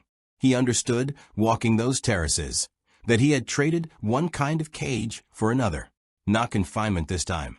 The temple's doors remained open to him, PLO Ku's promise honest as far as it went, but the quieter, more familiar cage of a man too dangerous to fully trust and too useful to fully release, watched now not by soldiers with rifles, but by an entire galaxy's institutions recalculating, in real time, exactly how much freedom a being like him could safely be permitted to keep. He had worn that particular cage before. He recognized its architecture the way a soldier recognizes an old wound flaring in changing weather. And he understood, with the flat, weary certainty of a man who had spent a very long life relearning the same lesson in different tongues, that the only reliable answer to it had never been trust, freely given or carefully withheld by others. It had only ever been distance, enough of it that no institution, however well-intentioned, could mistake his strength for something they owned. Harrow & Cal remained the only true compass he had left. Yoda's warning about disturbing the Nexus a second time sat unresolved in his chest alongside the archive's fragmentary references and Jocasta News research, continuing PLO Ku had promised, regardless of his formal status, remained his single thread back toward Atrus. Everything else this galaxy offered him now felt, increasingly, like whether to be endured rather than a home to be defended. The whispers reached Chancellor Palpatine's office through 3 separate channels within the same afternoon. The formal Senate briefing, relayed through proper diplomatic channels with careful, neutral language about an evolving operational arrangement. A second, less formal account from Windu's own aide, who owed the Chancellor's staff a favor from an unrelated matter months prior. And a third, far more detailed report delivered through the encrypted terminal in his private office, sourced from an intermediary whose true loyalties belonged to a very different master entirely. Palpatine read all three with the same unhurried, grandfatherly composure he wore for every audience, and when he finally set the last datapad aside, the smile that crossed his face carried none of the warmth his public persona had spent a political career cultivating. An outsider, beyond the Force, who had just proven publicly, undeniably, in a manner the entire Senate would spend the next week debating, that he answered to no command structure this galaxy could offer him. A being who had refused Dooku's resources, refused the Republic's chain of command, and demonstrated, in the same breath, a moral conviction sharp enough to walk away from both rather than compromise it. Such conviction, Palpatine reflected, was rare in this galaxy's long and cynical war. It was also properly understood, the single most dangerous quality a variable this powerful could possess, because conviction, unlike loyalty, could not be bought. It could only be broken or redirected by convincing its bearer that the cause he believed himself serving had already betrayed him first. He summoned an aide with a small, precise gesture. "I believe," Palpatine said, folding his hands with the patient satisfaction of a spider feeling the first tremor along a distant strand of web, "that it is time our galaxy's newest curiosity received a formal audience with the Chancellor's office. Arrange it." And in the meantime, his voice dropped, taking on a texture the aide had learned, across years of service, meant instructions that would never appear in any official record. Make certain a particular contact within the Bounty Hunters Guild becomes aware that a rather substantial, rather anonymous bounty has just been placed on an unaligned outsider currently residing within Coruscant's Jedi Temple District. Nothing traceable. Simply a rumor, allowed to find the right ears. "May I ask the purpose, my lord?" the aide said, careful as always, not to inquire too deeply into purposes that were rarely his to understand. "Pressure," Palpatine said simply, turning back toward the transparent steel window and the endless traffic streams of the city planet beyond it, his reflection catching the last, dying light of Coruscant's artificial dusk. A man who has just proven he will not bend to command discovers, soon enough, whether he can survive without any allies at all. And when he learns that this galaxy's institutions, Jedi and Republic alike, will not protect him from the consequences of his own convictions, he will begin, at last, to wonder who might. Far across the city, in a modest guest chamber within the temple's rarely used wing, Kratos drew a 23rd mark into the wall beside his bed, unaware that somewhere beyond those walls, in the anonymous depths of Coruscant's undercity network, word of an extraordinary bounty had already begun its quiet, hungry spread through channels no Jedi censor would ever think to monitor. The Chancellor's audience, when it came 3 days later, proved shorter and stranger than Kratos had anticipated. A brief, formal exchange in an office bathed in the muted gold light of Coruscant's upper spires. Palpatine's grandfatherly warmth extended across a desk like an offered hand Kratos had learned, by now, to regard with the same wariness he'd once reserved for Olympus's most practiced smiles. "The Republic owes you a debt it has handled poorly," the Chancellor said, folding his hands with theatrical humility. "Bureaucracies are clumsy instruments for recognizing individual courage. I wanted you to know personally that your actions at Velmar were not lost on this office, whatever the Senate's committees may have concluded in their reports." "You did not summon me here to offer sympathy," Kratos said. Something flickered behind Palpatine's eyes, not offense, but the brief, genuine amusement of a man encountering a directness he rarely permitted himself to enjoy in this office. "No," he admitted. "I summoned you because a galaxy at war has few enough beings of genuine, uncompromising principle, and I confess a certain curiosity about what such a being intends to do with himself, now that the Jedi's careful arrangement has come undone." Kratos studied the room as the Chancellor spoke. The polished durasteel, the priceless, curated artifacts arranged with the careless precision of a man who had collected them not for love of beauty, but for the quiet satisfaction of ownership. He had stood in rooms like this before, dressed in different architecture, listening to different old men explain, in patient tones, how very much they understood him. Zeus had spoken to him this way once, in the moments before every betrayal. So had Athena, in her softer, crueler fashion. "You speak as though you know something of what I am," Kratos said. "I know enough," Palpatine said, "to recognize a being who has already refused every leash this galaxy has offered him, Dooku's resources, the Republic's chain of command, and who will, I suspect, refuse mine as well, should I be foolish enough to offer one outright. I have no intention of making that mistake. I offer only this. Information travels through this office that reaches few others. Reports on unusual phenomena. Anomalies the Jedi archive catalogs, but rarely shares beyond its own walls. Should your search for home require resources the Temple proves reluctant to extend, this office need not share the Council's caution. I intend to find my way home," Kratos said. "Nothing this galaxy offers changes that."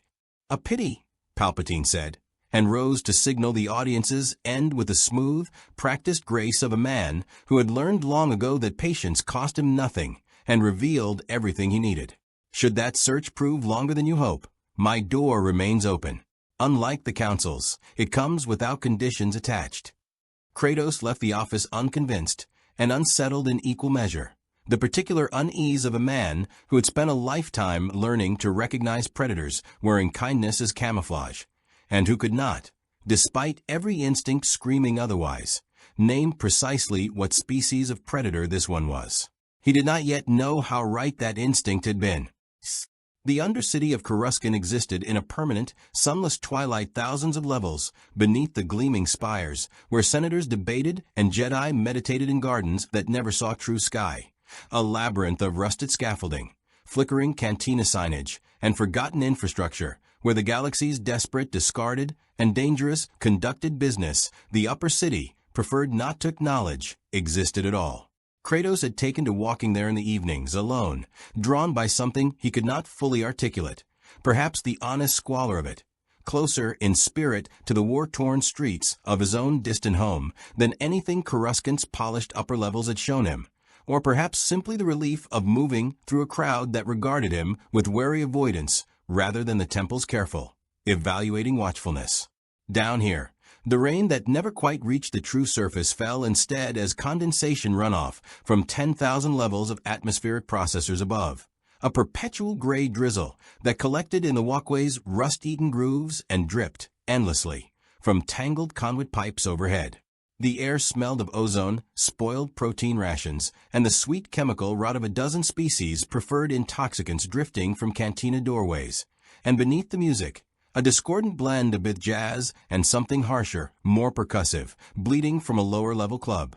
Kratos could hear the particular hush that settled over a crowd whenever violence drew close enough to be smelled before it was seen. It was in the Undercity's Zeltros Road district, amid the neon flicker of cantina signs reflecting off rain-slicked Durasteel walkways, that the bounty finally found him. He felt it before he saw it, the particular, prickling awareness of a predator's attention, honed across decades of war into something closer to instinct than thought. He had felt eyes like this before in the alleys of Athens, in the shadowed halls of Asgard, the specific quality of attention that belonged to hunters rather than the merely curious. The first shot came from a rooftop vantage 40 meters up, a stun bolt calibrated for capture rather than kill, and Kratos rolled beneath a cantina awning with the fluid, unhurried economy of a man who had survived considerably more sophisticated ambushes than this one appeared to be. Impressive reflexes. A voice called from the shadows of a side alley, amused and unhurried. A weak-way bounty hunter stepped into the half-light, twin blaster pistols leveled with the casual confidence of a professional who had collected bounties considerably more dangerous than his files suggested this target would prove.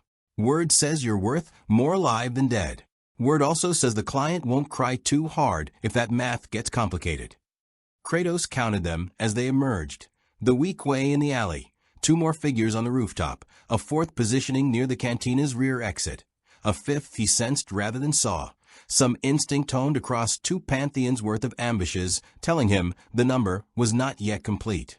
5, perhaps 6, drawn by a bounty large enough to assemble a coordinated team rather than a single opportunist chasing an easy score.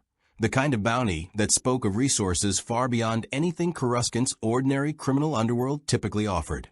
Whoever paid for this, Kratos said, voice a low rumble beneath the Cantina district's ambient hum of music and rain, paid to see what I am. Tell them they are about to receive a very expensive answer. The Weequay's grin faltered only slightly. Big talk for one man surrounded on 5 sides. I have been surrounded by worse, Kratos said, and the blades of chaos sang free of their chains as the first stun volley converged on the space where he'd stood a heartbeat earlier. Already gone. The fight that followed tore through 3 levels of the Undercity's cramped, vertical architecture, Kratos using the district's own claustrophobic geography against hunters who had clearly planned for open ground rather than the narrow, catwalk-strung chaos. He dragged the engagement into chains lashing out to yank a rooftop sniper from her perch into the Axe's waiting arc. The Weequay's twin pistols shattered along with the wrist that held them before the hunter could register the strike had landed. A gank assassin, faster and more disciplined than his companions, very nearly opened a killing blow across Kratos's exposed side before the Axe's flat edge caught him mid-lunge and sent him through a Cantina's transparent steel storefront in an explosion of glass and startled patrons. It was not clean.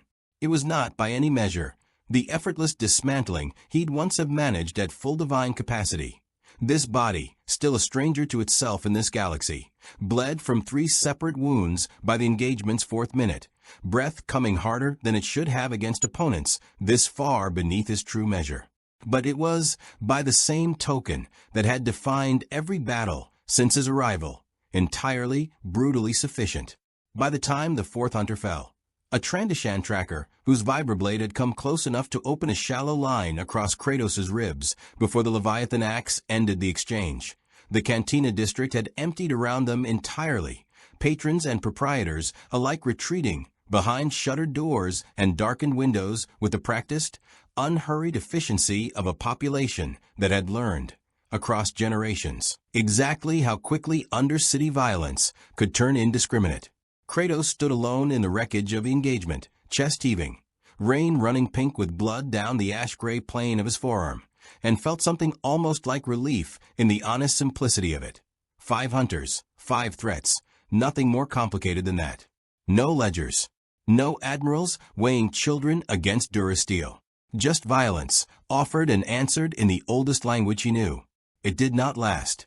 The 6th hunter, the one he'd sensed but not seen, revealed herself only when the others had already fallen, stepping from deep shadow with the unhurried confidence of someone who had spent the entire engagement watching rather than fighting, cataloging his capabilities with the cold professional interest of an assassin evaluating a contract's true difficulty before committing to it herself.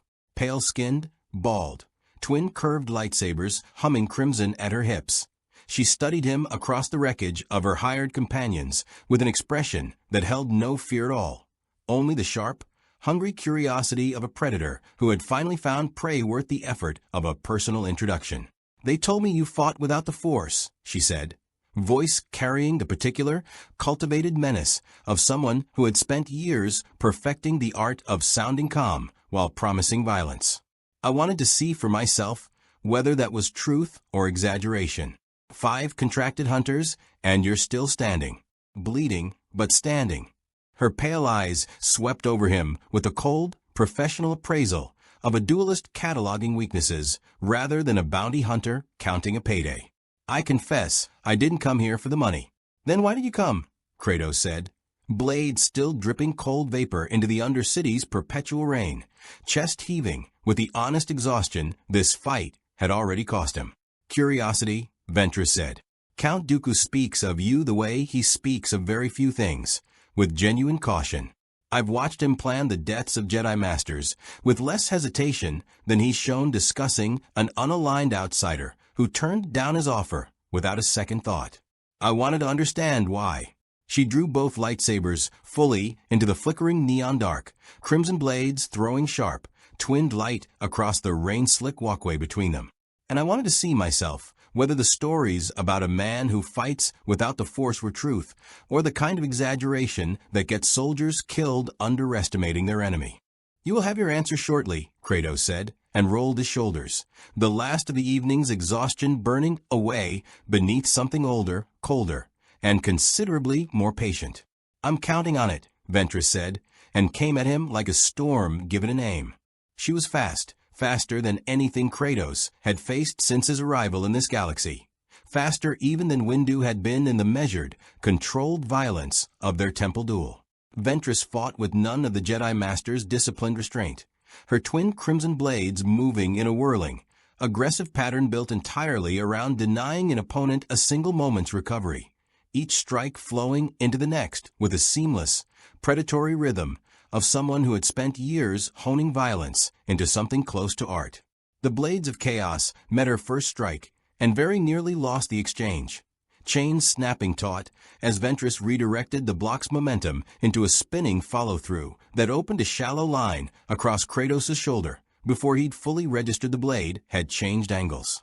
He gave ground once, twice, reassessing an opponent whose speed compensated for a considerable deficit in raw physical power, and found himself, for the first time since Mace Windu's training chamber, genuinely uncertain of the fight's outcome. "You're better than the report suggested," Ventress said, circling him across the rain-slick walkway, blades weaving lazy figure eights that promised violence in every possible direction at once. "Windu's duel report called you unpredictable. I was expecting brute force. This is something else." "You talk more than you fight," Kratos said, and drove forward with a feint that nearly cost Ventress an arm before she read the deception a half-second too late, one lightsaber barely deflecting the axe's true trajectory, the near miss close enough that frost vapor fogged along the blade's crimson edge. She answered with a flourish he hadn't anticipated, releasing one lightsaber's grip entirely mid-spin, letting the weapon hover, guided by something unseen and patient, while her free hand drove a burst of raw telekinetic force into his chest that sent him skidding backward across rain-slick durasteel hard enough to buckle a support strut. It was the first time in this galaxy that Kratos had felt the force used against him directly, not through a lightsaber's plasma edge, but as something more fundamental, an invisible hand shoving at the very air around him, and the sensation left him disoriented in a way no blaster bolt or vibroblade ever had. "Careful," Ventress said, recalling her floating blade to hand with a lazy flick of her wrist. "The Force doesn't care that it can't read you. It can still touch you." The fight tore across 3 levels of the Undercity district. Ventress, using vertical mobility Kratos, couldn't match to strike from angles he had no answer for, dropping from catwalks and gantries with the fluid, unnatural grace of a being who had spent her entire adult life training every instinct toward maximum lethality. She opened 4 separate wounds across his arms and torso in the engagement's first 6 minutes. Shallow, calculated cuts rather than killing strikes. The deliberate, patient cruelty of a duelist who understood that a slow bleed could accomplish what a single decisive blow might not. It was the 7th minute that changed everything. A lucky strike, or perhaps not luck at all, but the accumulated toll of a body that had bled steadily for 6 minutes against an opponent who never seemed to tire, caught Kratos across the temple as he overcommit to a strike Ventress had baited deliberately, and for one long, disorienting heartbeat, the world tilted, rain and neon smearing into indistinct streaks of color as he staggered back against a support pillar hard enough to crack the ancient durasteel.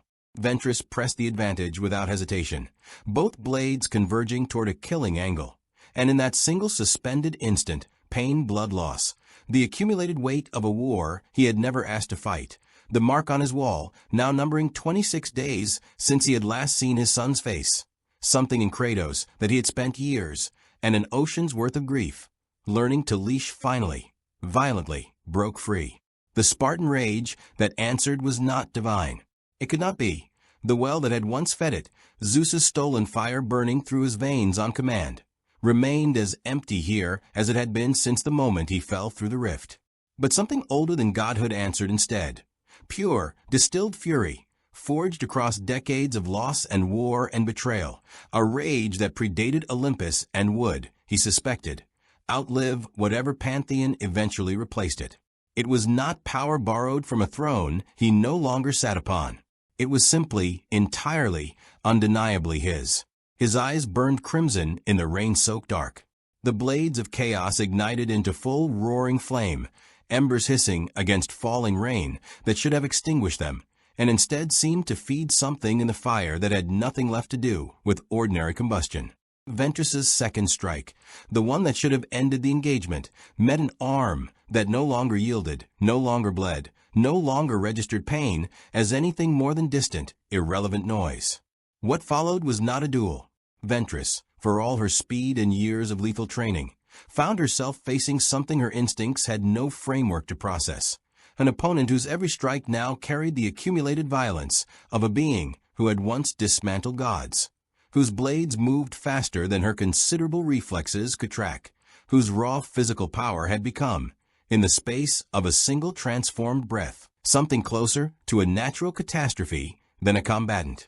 She broke off the engagement at the 11th minute, retreating in a controlled, disciplined fallback that spoke of a duelist who had survived this long precisely by recognizing, without ego, the exact moment of fight had become unwinnable.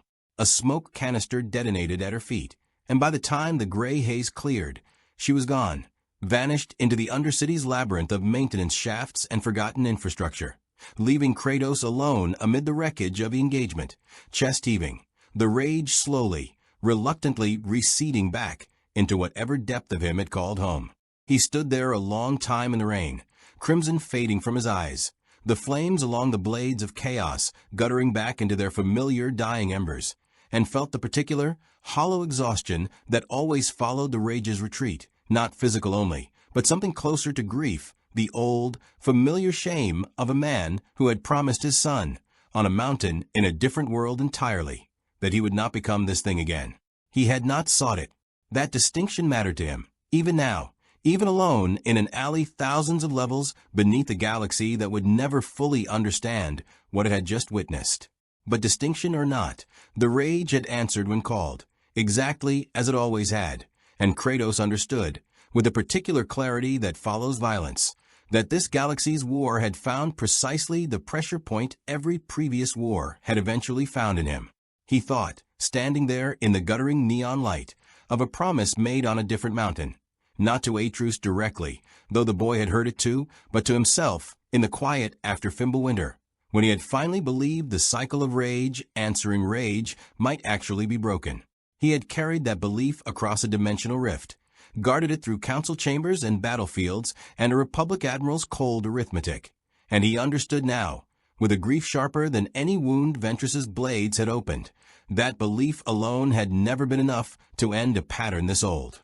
It could only be managed, watched, carried, the way a soldier carries a blade he hopes never to draw again, but keeps sharp regardless, because hope was never a strategy he could afford to trust completely. A patrol of Coruscant security force officers found him 20 minutes later, drawn by reports of the engagement, and gave the ash-skinned giant standing amid the wreckage a wide, uneasy berth rather than approach directly. Word of the fight having already outpaced any formal report by the time they arrived. It was General Rashawn, alerted through channels that technically no longer obligated him to respond, who arrived shortly after, expression carrying the particular, weary concern of a man who had begun, against his own better judgment, to genuinely worry about the outsider's welfare rather than simply his utility. "You're bleeding from 6 places," Rashawn said, taking in the scene, scorched durasteel, a collapsed support pillar, the lingering chemical stink of a smoke canister still hanging in the damp air. "I have bled from worse," Kratos said. "That's not the part that concerns me," Rashawn said quietly, and something in his tone made Kratos actually look at him. The Undercity's talking about fire that rain couldn't put out. Eyes like dying stars. "I've heard soldiers describe a lot of things in this war, Kratos. I've never heard them describe something with that particular kind of fear in their voice." He paused. "What happened out here?" Kratos said nothing for a long moment, watching the rain continue its patient, indifferent fall over the wreckage of the engagement, weighing how much honesty this particular soldier, the first being in this galaxy who had ever risked something real on his behalf, actually deserved. "Something I have spent a long time trying to leave behind," he said finally. "It is still mine. I would ask that you not ask me to explain further tonight." Rashawn studied him a moment longer, and whatever he saw in Kratos' expression convinced him, evidently, that the request deserved respect rather than pressure. "Understood," he said simply. "Come on. Let's get those wounds looked at before you bleed out proving a point to an empty alley." Word of the engagement spread through Coruscant's underworld networks within hours, embellished with each retelling until the truth and the legend became indistinguishable. A lone outsider who had slaughtered 5 professional bounty hunters and driven off a Sith-trained assassin, eyes burning like dying stars, weapons wreathed in flame that rain could not extinguish. By the following morning, the story had reached 3 separate audiences whose reactions could not have differed more sharply. In the Jedi Temple, Master Yoda received the report with grave, troubled silence, his ancient eyes closing briefly as though bracing against something he had feared since first sensing the absence where Kratos' connection to the Force should have been. "Deeper this well runs than any of us understood," he murmured to Mace Windu, who said nothing, his own expression carrying the particular unease of a warrior who had already tested this stranger's limits once and suspected, now, that he had not tested nearly deeply enough. In a fortress on Sereno, Count Dooku listened to Ventress's account with a careful, calculating stillness of a strategist recalculating an asset's value upward in real time. "He broke your engagement," Dooku said. "Not through skill alone. Through something else entirely," Ventress admitted, nursing a wound along her forearm that would scar despite the Bacta. "Rage given form. I've fought Jedi who channeled fury through the Force, my lord. This was not that. This came from somewhere the Force cannot reach at all."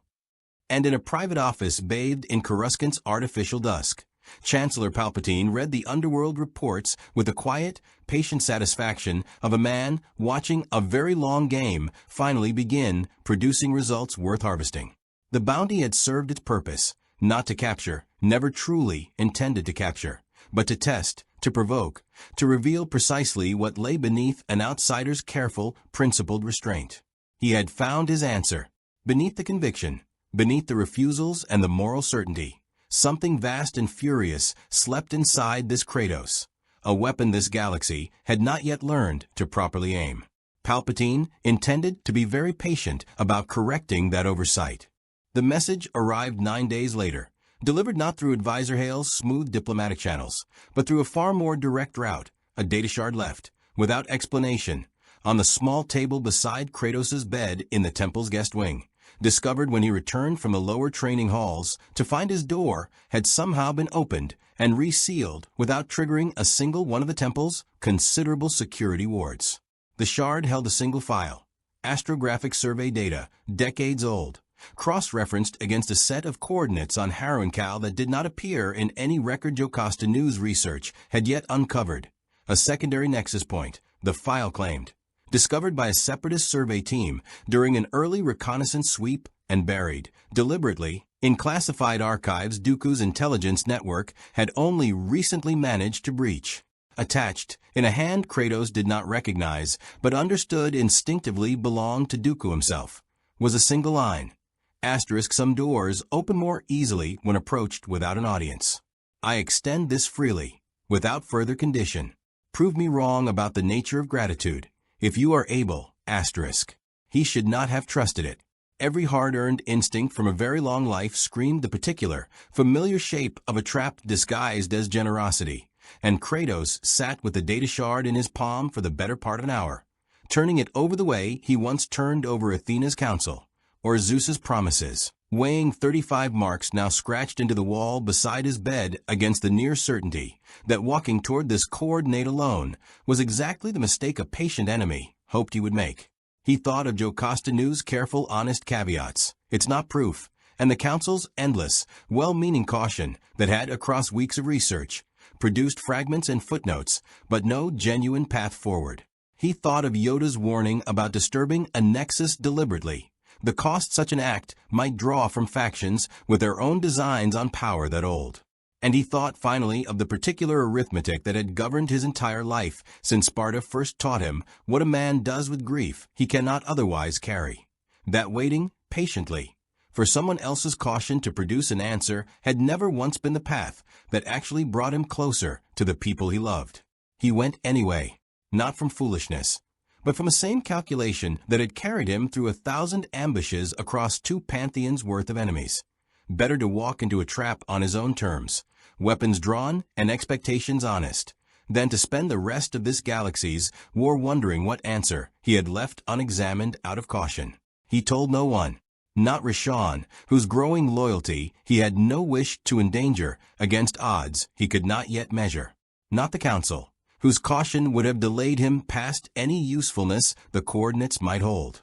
He took a requisitioned Republic shuttle from a rarely monitored Temple hangar bay in the gray hour before dawn, and by the time anyone noticed his absence, he was already 3 systems away, descending through Harrow and Cal's familiar cloud cover to coordinate the survey data marked only as an unremarkable stretch of jungle ridge some 40 kilometers from the battlefield where his own arrival had first cratered the earth. Count Dooku was waiting for him in a small forest clearing ringed by ancient stone formations that predated even the oldest Jedi records Jocasta knew had uncovered natural rock, weathered by millennia, arranged with a symmetry too deliberate to be entirely coincidental. No droid escort, no Ventress, no advisor hail, no visible security of any kind. Just an old man in dark, elegant robes, leaning lightly on a curved-hilt lightsaber he had not yet ignited, standing at the clearing's center with the patient, unhurried composure of someone who had been certain, from the moment he sent the shard, exactly how this meeting would unfold. "You came alone," Dooku observed, as Kratos emerged from the Trilene, weapons already in hand. "Either braver than your reputation suggests, or considerably more desperate for answers than you have allowed anyone in that temple to see." "Where is the Nexus?" Kratos said. It was not a request. "There is no Nexus," Dooku said, without apology, without the faintest flicker of the courteous diplomacy Advisor Hale had once extended on his behalf. "The survey data was real. The coordinates are not. I required a private conversation, and I have found, across a long life of political maneuvering, that the promise of what a man most desperately wants is a considerably more reliable lure than any threat I could have offered instead." Something cold and absolute settled through Kratos' chest, not surprise precisely, but the particular, familiar fury of a man who had trusted, against every hard-earned instinct, one final time, and found the trust exactly as hollow as experience should have warned him it would be. "You lied to me about my son." "I lied to you about a data point," Dooku said. "Your son remains precisely as real, and precisely as lost to you, as he was this morning. I simply required your undivided attention, and desperate men rarely grant that freely to strangers who've already once tried to buy their loyalty and failed." He straightened slightly, both hands resting now on the lightsaber's hilt. "Ventress's report on your undercity engagement was thorough. Fire that rain could not extinguish. Eyes like dying embers. Strength that broke a trained Night Sister's offensive in the span of a single transformed breath. I confess, Kratos, I no longer believe I fully understand what you are. I intend to correct that ignorance today, one way or another. By attacking me. By testing you," Dooku said. "There is a considerable difference, whatever the outcome ultimately resembles." Lightning erupted from Dooku's outstretched hand without further warning. Not the crude, chaotic arcs Kratos had half expected from half-remembered fragments of temple gossip about Sith power, but something disciplined, precise, a controlled lance of pure dark side current aimed with the surgical accuracy of a duelist who had spent decades perfecting exactly how much force a body could absorb before it broke. It struck Kratos full in the chest, and for one suspended, agonizing heartbeat, the world dissolved into raw, blinding current, muscles seizing, every nerve screaming in unified, electric protest, the particular, singular pain of power that answered to no physical law this galaxy's weapons had prepared him for. And yet, he had stood beneath Zeus's own lightning once, on a mountain that no longer existed, absorbed the God King's fury meant to end him, and turned it, in the end, back upon its source. He had walked through storms that split continents, weathered the wrath of beings whose power made this galaxy's Sith Lords look, by comparison, like children playing with borrowed fire. The current burned. The current hurt more genuinely than he had expected it to. But it did not break him, and it did not stop him, and Dooku, watching with the first genuine flicker of alarm to cross his composed features since the confrontation began, held the strike a full 4 seconds longer than any recorded target had ever survived without collapsing, and watched Kratos simply walk forward through it, one grinding step at a time, axe rising. Dooku released the lightning and retreated in the same fluid motion, igniting his lightsaber only as a final, desperate parry against the axe's descending arc, the impact driving him backward across the clearing with enough force to crack the ancient stone formation behind him. Enough, Dooku said, breathing hard, blade still raised in a defensive guard he had not needed in years against an opponent who had, in a single exchange, driven him further onto the defensive than any Jedi Master he had faced in this war. I have my answer. Then you have wasted my time and insulted my son's memory in the same breath, Kratos said, voice a low, dangerous rumble beneath the jungle's ambient hum of insects and distant thunder. Tell me why I should not end this here. Because I offer you even now precisely what I offered before, a partner who understands your value rather than a council that fears it, or a chancellor who merely calculates it, Dooku said, and beneath the exhaustion, something calculating and patient remained entirely intact. You have refused me twice. I begin to suspect a third refusal will cost you considerably more than the first two did, not from me necessarily, but from quarters far less patient than I have proven myself to be. Is that a threat? Kratos said. It is an observation, Dooku said, lowering his blade at last, offered by a man who has learned, across a very long life, precisely how rarely this galaxy extends a third chance to anyone who declines the first two. He inclined his head, the smallest, most reluctant gesture of respect Kratos suspected the old Sith had extended to anyone in decades. Find your own way home, if you are able. I no longer believe I can offer it to you honestly. But watch your allies carefully, Kratos of wherever you came from. Not every hand extended toward you in this galaxy is as forthright about its motives as mine has, at least, finally proven to be.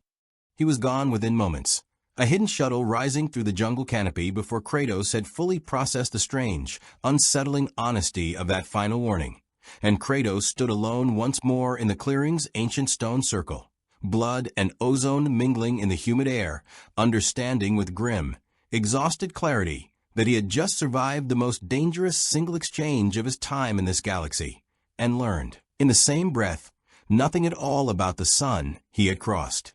Dimensions searching for.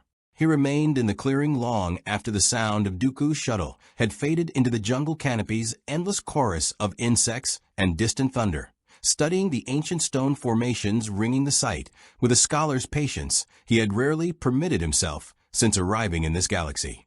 They were not natural, he decided finally, too symmetrical, too deliberately placed, weathered by an age that predated the Republic itself and perhaps, he suspected uneasily, predated the Jedi's own understanding of the Force they claimed governed everything in this galaxy. Whatever this place had once been, before war and empire and the endless grinding machinery of galactic politics claimed it, it had mattered enough to someone, once, to be built with this much care. It gave him little comfort, but it gave him, at least, a single clear conviction he had lacked since Voss's ledger and the Council's caution had first begun narrowing his options into a shape he no longer trusted, that whatever answer waited for him in this galaxy, home, or merely the truth of why home remained beyond his reach, he would not find it by continuing to wait for institutions built on other people's priorities to hand it to him. The shuttle ride back to Coruscant passed in silence, wounds still raw beneath borrowed field dressings, and by the time he sat down in the temple's private hangar bay, General Rishon was already waiting on the landing platform, expression carrying the particular, controlled fury of a man who had spent an entire day discovering, piece by piece, exactly how far his trust had been tested without his knowledge. You vanished for a full day, Rishon said, with no message, no escort, and apparently no intention of telling anyone where you'd gone until you decided to come back. I had a debt to settle, Kratos said. It is settled. With Dooku, Rishon said, and it was not a question. Word, evidently, having already reached the temple through channels Kratos hadn't anticipated. You met him alone on Harrow Cow, and you didn't think that was information worth sharing with anyone who might have actually helped you survive it. I did not need help surviving it, Kratos said, quietly enough that some of the anger in Rishon's expression finally cracked into something closer to worry. But I understand why that answer does not satisfy you. He gave the council his decision 3 days after returning from Harrow Cow, standing once more at the center of the circular chamber, where he had first tried to explain what he was to 12 Jedi Masters who had, in their own careful way, never quite stopped trying to understand him since. "I am leaving Coruscant," Kratos said. "Not as an enemy, not in anger, whatever Admiral Voss or the Senate's committees eventually conclude about my reasons. But I will not continue circling this temple's caution, or the Republic's chain of command, or Dooku's patient, endless manipulations, waiting for someone else's timeline to produce an answer I have already waited 40 days to find." "Where will you go?" Mace Windu asked, though something in his tone suggested he already suspected the answer. "Wherever the archive's fragments point me," Kratos said. "Ossus, Malaka, every site your records associate with a tier like the one that brought me here. I will walk them myself one by one, until I find a thread that leads home, or until I am certain no such thread exists in this galaxy at all." Yoda studied him for a long moment, ancient eyes carrying something that might, in a being less schooled in patience, have resembled genuine sorrow. "Alone this path you choose," he said. "Dangerous, such places are. Warned you already, I did, of the cost such searching may exact." "I have paid costs before," Kratos said. "I will pay this one, whatever it proves to be, rather than continue paying the slower cost of standing still." It was PLO Ku who finally broke the chamber's heavy silence, his masked face unreadable, but his voice carrying none of Winda's guarded caution. "The archive's full records on both sites remain available to you, regardless of your formal status here. Master Nu has already begun compiling what she can. I would ask only that you allow her the courtesy of a proper farewell before you go. She has spent considerable hours on your behalf these past weeks and earned, I think, more than a data shard left on a desk." Something in Kratos' chest, old and rarely acknowledged, softened slightly at that. "She has," he agreed quietly. "I will not leave without thanking her properly." Jocasta Nu received the news with the particular, brisk efficiency of a scholar who had already, privately, anticipated this outcome for weeks, though the brief, unguarded flicker of genuine regret that crossed her face before she mastered it told Kratos more about her true feelings than her carefully organized farewell packet of research summaries ultimately did. "I've compiled everything the restricted archives hold on both Ossus and Malakar," she said, handing him a data shard considerably more substantial than the one Dooku had used to lure him into a jungle clearing. "It isn't much. The Order's records on both sites are fragmentary at best, Malakar especially. Whatever happened there during the Sith ritual that scarred the planet's surface, the survivors who documented it were not, by any measure, reliable witnesses to the phenomenon's actual mechanics." She paused, studying him with an expression that carried more warmth than her formal bearing usually permitted. "I hope you find what you're searching for, Kratos. Genuinely. Not every being who has passed through these archives in 10,000 years has earned that hope from me. You have." "Thank you," Kratos said, and meant it with a simplicity that surprised even himself. "For the search, and for treating me from the first day as something other than a specimen to be catalogued." She almost smiled at that, the first time Kratos had seen the ancient archivist's careful composure crack into something genuinely unguarded. "Careful," she said. "That's nearly a compliment. I'm not certain the galaxy is prepared for you developing a sense of humor to go with everything else." General Kai Rashawn met him at the temple's private hangar bay the following dawn, and the conversation that followed carried none of the formal distance that had, weeks earlier, defined their first meeting on a rain-soaked ridge above Harrow & Cal's northern marsh. "I could requisition a proper survey vessel," Rashawn said, "if you'd let the Republic officially sanction this. Full sensor suite, hyperdrive redundancy, everything you'd actually need to search two systems properly instead of scraping together whatever a freighter captain will take in barter." "You know the Council will not sanction it," Kratos said. "Not after Velmer. Not after Dooku." "No," Rashawn admitted, "which is why I'm not asking them. I'm asking you." He gestured toward a modest, unmarked long-range shuttle idling at the hangar's edge, Republic-built, but stripped of every insignia that might have identified it as belonging to any official operation. "This ship isn't on any manifest that matters. It won't be missed for months, If anyone thinks to look at all, consider it a gift from a general who owes you considerably more than his career would ever officially acknowledge. Kratos studied the ship, and then the man offering it, and understood, with a particular, hard-won clarity that had defined every genuine bond he'd formed in this galaxy, that he was looking at something rarer than any council endorsement or chancellor's careful courtesy had ever offered him. A soldier extending trust with nothing attached to it beyond the plain, honest hope that it might help a friend find his way home. Why? Kratos asked simply. Because you pulled 400 colonists out of a refinery your own command structure had already written off, Roshan said. Because you fought a Sith assassin to a standstill and never once asked this temple for gratitude in exchange. Because in every genuine test this galaxy has thrown at you, Kratos, you've chosen the harder, costlier path over the easier one.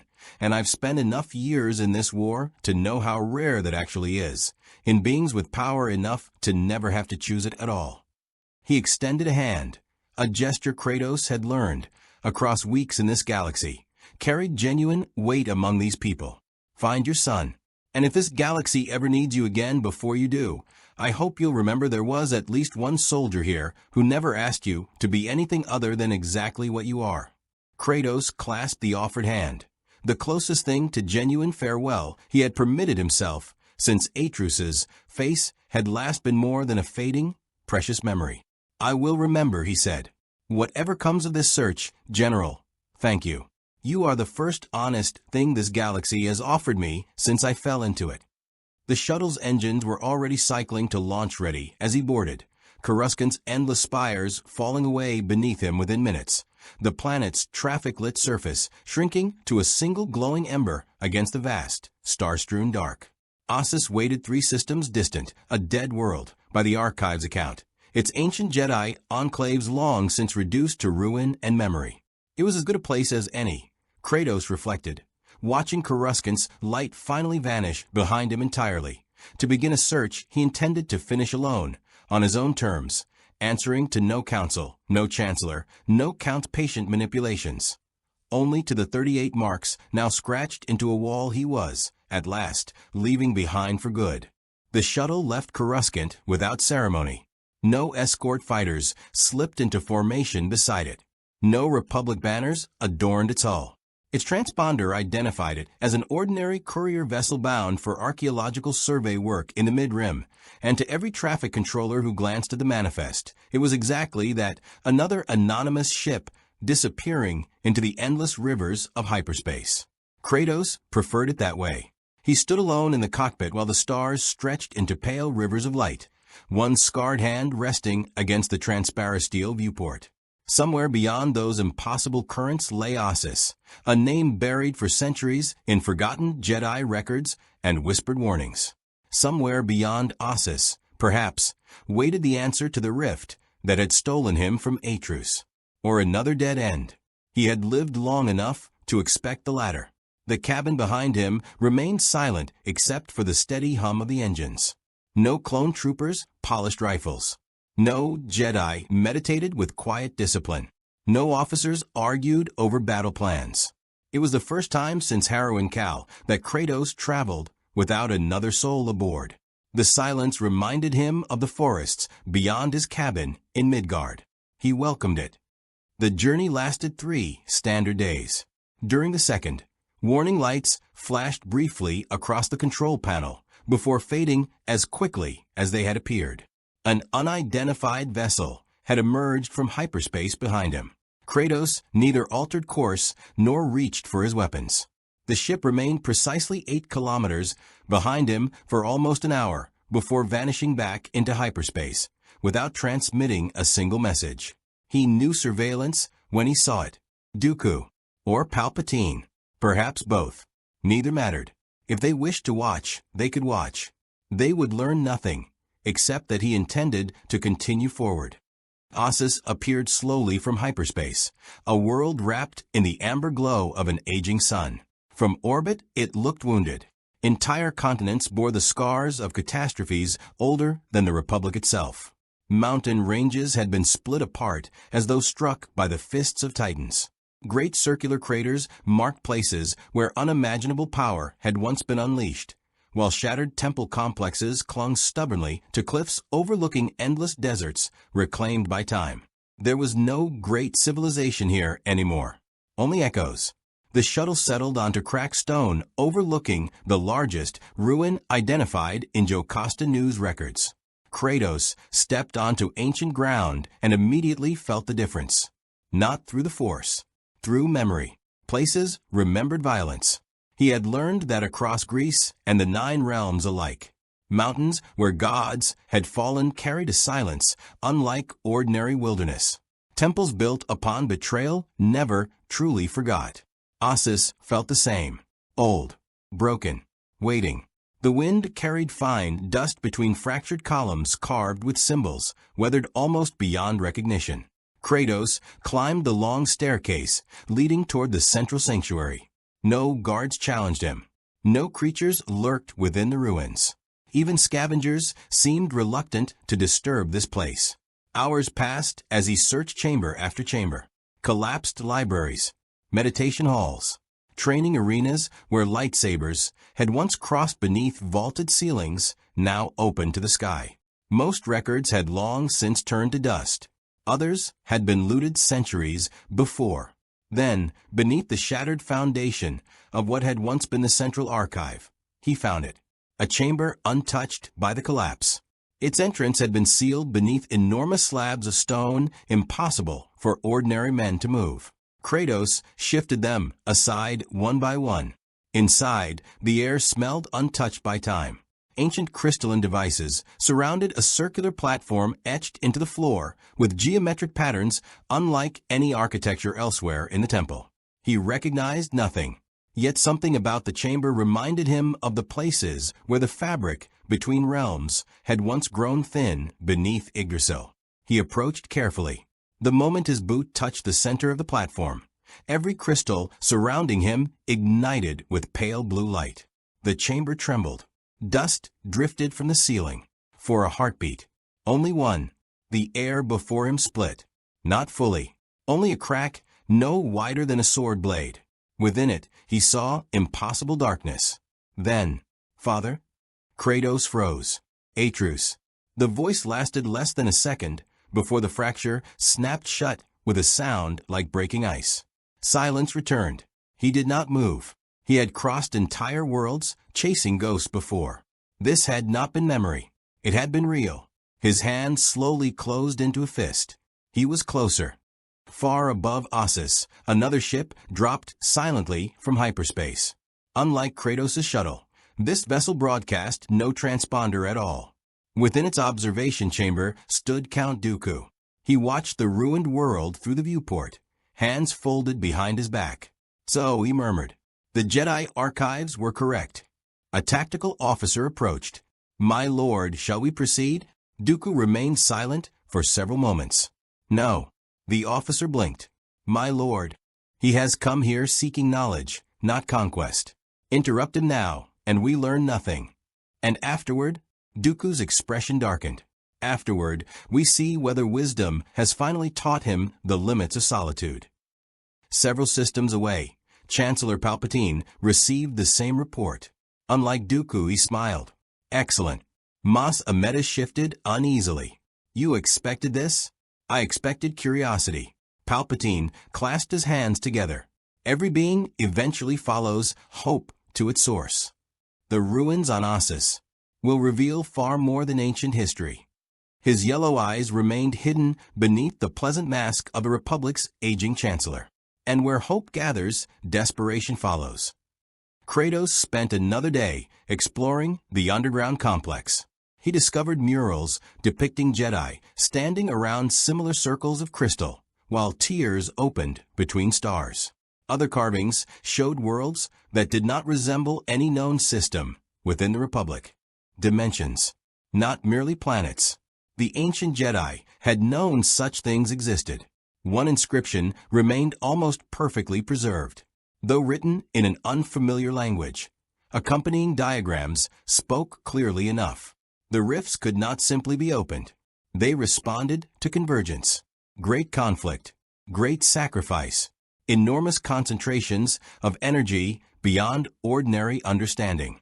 Harrow and Cal. The battle. The Force Nexus. Everything aligned. His arrival had never been random. It had been the consequence of powers colliding in precisely the wrong way. If that collision could occur once, it could occur again. Footsteps echoed behind him. Kratos turned. An old man in worn brown robes emerged from the shadows, leaning heavily upon a wooden staff. His beard reached nearly his waist. His face bore the weathering of countless desert years. Yet his eyes remained startlingly clear. "You are far from home." Kratos reached for the Leviathan axe. "You know where my home is?" "I know it is not here." The stranger smiled faintly. "I have guarded these ruins for many years." "There are no guards." "There is now." Kratos studied him. "You are Jedi." "I was." The old man nodded. "Long ago. You remained." Someone had to remember. The man lowered himself carefully onto a broken stone bench. "I wondered whether another seeker would eventually come." "You expected me?" "I expected someone desperate enough to chase impossible doors." Kratos said nothing. The old guardian continued. "The chamber showed you someone." "My son." "Yes. It can open again." The old man's smile disappeared. "It can." "Then tell me how." The answer came quietly. "It should not." The old guardian introduced himself only as Turin. He claimed no rank, no surviving order, no allegiance beyond the ruins themselves. The Jedi who built this place learned too late that crossing realities is not travel. It is intrusion. Kratos remained standing. "I did not choose to come." "No." Turin nodded. "But opening another path may weaken every wall separating worlds." "I require only one crossing." So did the last man. Silence stretched between them. Finally, Turin sighed. Power never remains satisfied with one use. Kratos looked toward the chamber. "My son is alone." "I know. I will not abandon him." "I know." Turin rose slowly despite his age. "And because I know I cannot stop you." He handed Kratos a weathered holocron unlike any modern Jedi device. "This contains everything these ruins remember." "You trust me with it?" "No." The old man smiled sadly. "I trust the father more than the warrior." Night fell across Ossus. Kratos sat alone beside the ruins studying the holocron. Piece by piece, forgotten knowledge assembled itself. The convergence required three elements: a force nexus, immense external power, a willing anchor existing outside the force itself. He already fulfilled the third, which meant the next convergence would draw every powerful force sensitive in the galaxy. Jedi, Sith, anyone capable of sensing such an event. It would become a battlefield before it became a doorway. He closed the holocron. "So," the familiar voice came from behind him. "You finally understand." Kratos turned. Palpatine stood alone among the ruined columns, dressed not as Chancellor, but in simple black robes. No guards, no escorts, only an old man smiling gently beneath the stars. "You followed me. I came to speak. I have heard enough from rulers." Palpatine clasped his hands. "I am not here as Chancellor. No. I am here as someone who understands sacrifice." Kratos's expression hardened. "I have sacrificed more than you can imagine." "I do not doubt it." Palpatine stepped closer. "And that is precisely why I believe we can help one another." "The answer is no. You have not heard the offer." "I do not need to." For the first time, the smile faded. "You seek your son." "I do. I can help you return." Kratos's voice remained perfectly calm. "You lie." Palpatine chuckled softly. "How refreshing. You are accustomed to belief. I am accustomed to reason." "No." Kratos shook his head. "You are accustomed to control." Silence. The pleasant old man vanished for just an instant. Behind the smile, something ancient and monstrous looked back. "So," Palpatine said quietly, "you truly cannot be manipulated. I have already served enough false gods." The Chancellor's eyes narrowed. "I am no god." "I know." Kratos lifted the Leviathan axe. "You are merely another man who wishes to become one." Power gathered invisibly around Palpatine. The air itself seemed to tighten. Yet Kratos did not move. Neither did Palpatine. After several long seconds, the Chancellor relaxed. Very well. He smiled once more. Walk your own road. He turned and disappeared into the darkness without another word. Kratos watched until the old man's presence vanished entirely. Then he looked back toward the ancient chamber beneath the ruins. Every path now led through conflict. He could feel it.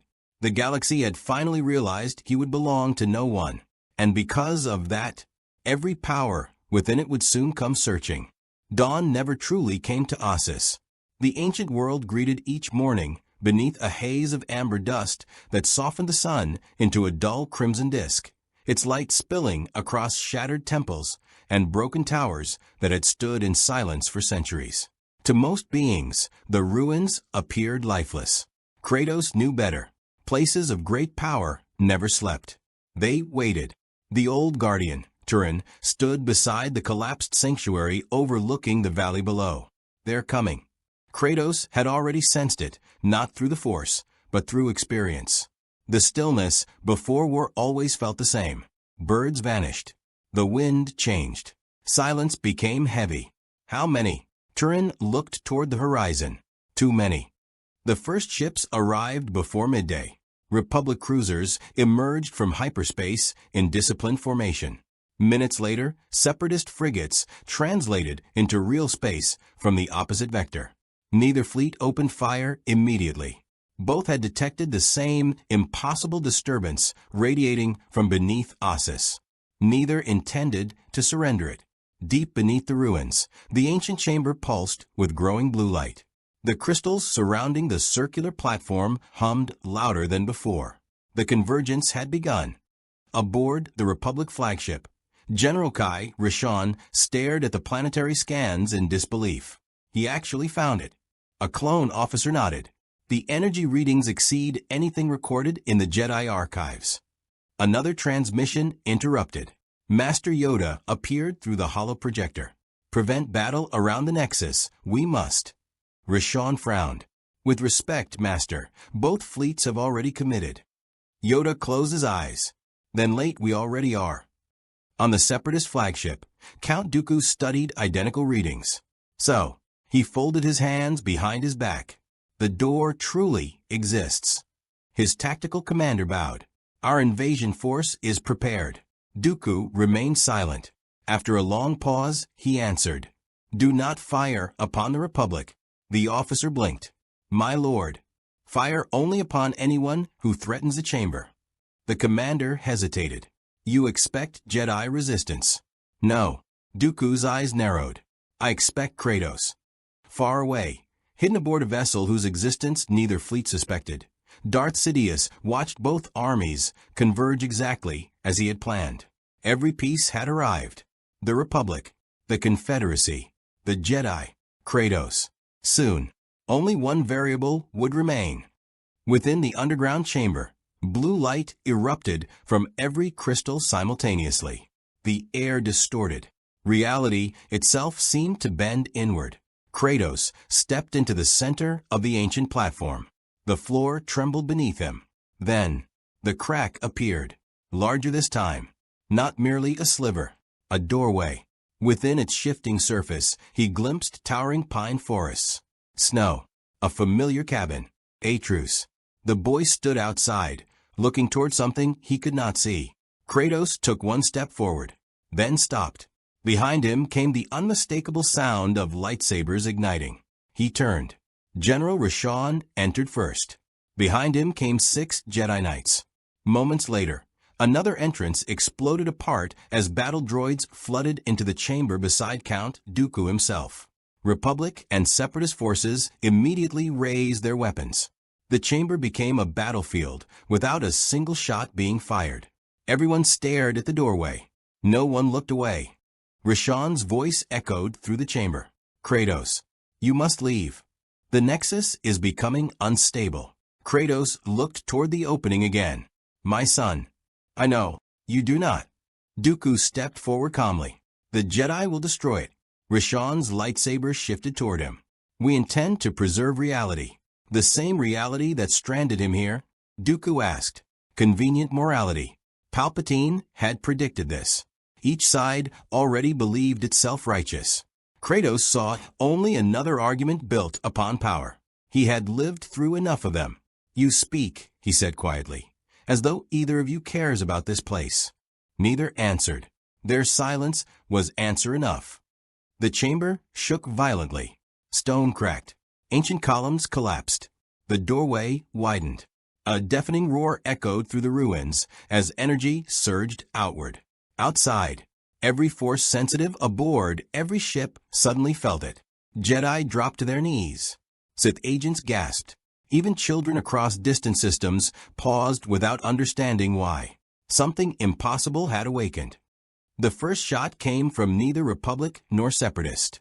A hidden assassin, concealed among the ruined galleries above, fired directly into one of the ancient crystals. The crystal exploded.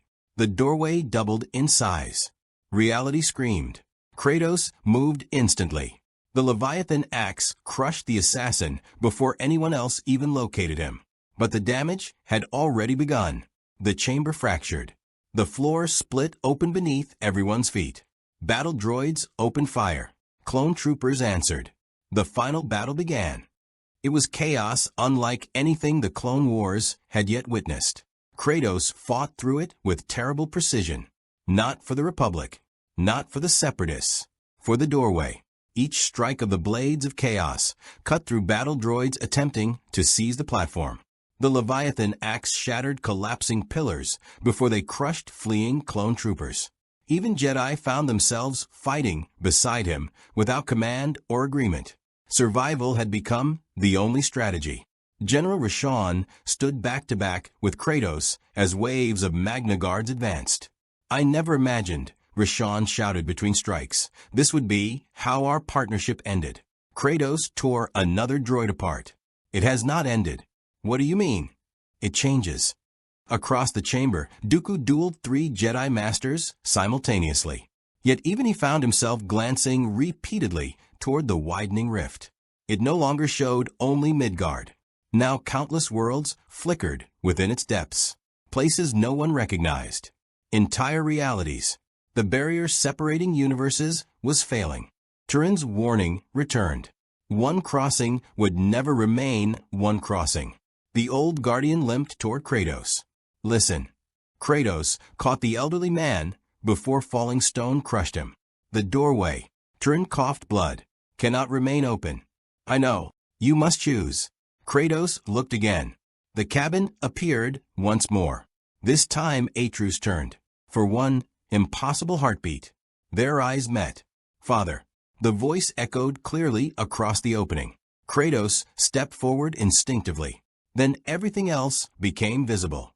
Behind Atreus, the forests themselves had begun to tear apart. The instability had reached both worlds.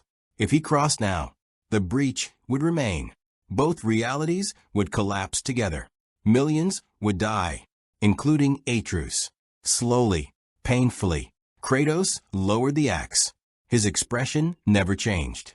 Only his eyes betrayed the unbearable cost. Dooku understood first. No, Palpatine, watching remotely, understood a second later. No, Kratos had made his decision, not to cross, to destroy the doorway. Every weapon he carried answered his will. The Leviathan axe, the blades of chaos, the Draupner spear. Power gathered around all 3 simultaneously. Not divine power, not the Force. Simply the strength of a man who had already sacrificed everything once before. He drove every weapon into the ancient platform. The chamber erupted. Crystals shattered. The convergence collapsed inward. The doorway began closing. Atreus reached toward him. Kratos did not move. "Live," he whispered. Whether the boy heard him, no one knew. The rift sealed. Silence exploded through the chamber. Then came the collapse. Without the ancient nexus sustaining itself, the entire underground complex began falling apart. Kratos seized Turin and hurled him toward Rashawn. "Take him." "What about you?" "I will hold it." "You cannot." "I can." He planted both feet beneath the collapsing ceiling. Thousands of tons of ancient stone crashed downward. Kratos caught it. every muscle strained. The mountain itself groaned. Go. Clone troopers. Jedi. Even wounded separatists fled together through the collapsing tunnels. No one argued. No one looked back. They simply ran. General Rashawn was the last. He met Kratos' eyes one final time. You were right. Kratos almost smiled. So were you. The Jedi bowed his head, then disappeared into the light. The mountain collapsed. Dust consumed the valley. For nearly a minute, the entire world shook. When the clouds finally settled, the ancient sanctuary no longer existed. Only an enormous crater remained. No doorway, no chamber, no nexus, nothing. Search teams arrived hours later. Republic, Separatist. Neither found a body, only the Leviathan axe, standing upright within solid stone, untouched, unmovable. General Rashawn approached it slowly. He placed one hand upon the handle. It did not move. Neither did anyone else's. Eventually, he stepped back. Leave it.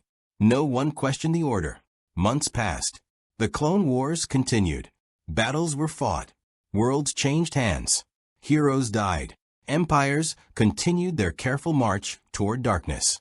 But wherever clone troopers gathered around campfires, stories always returned to one warrior.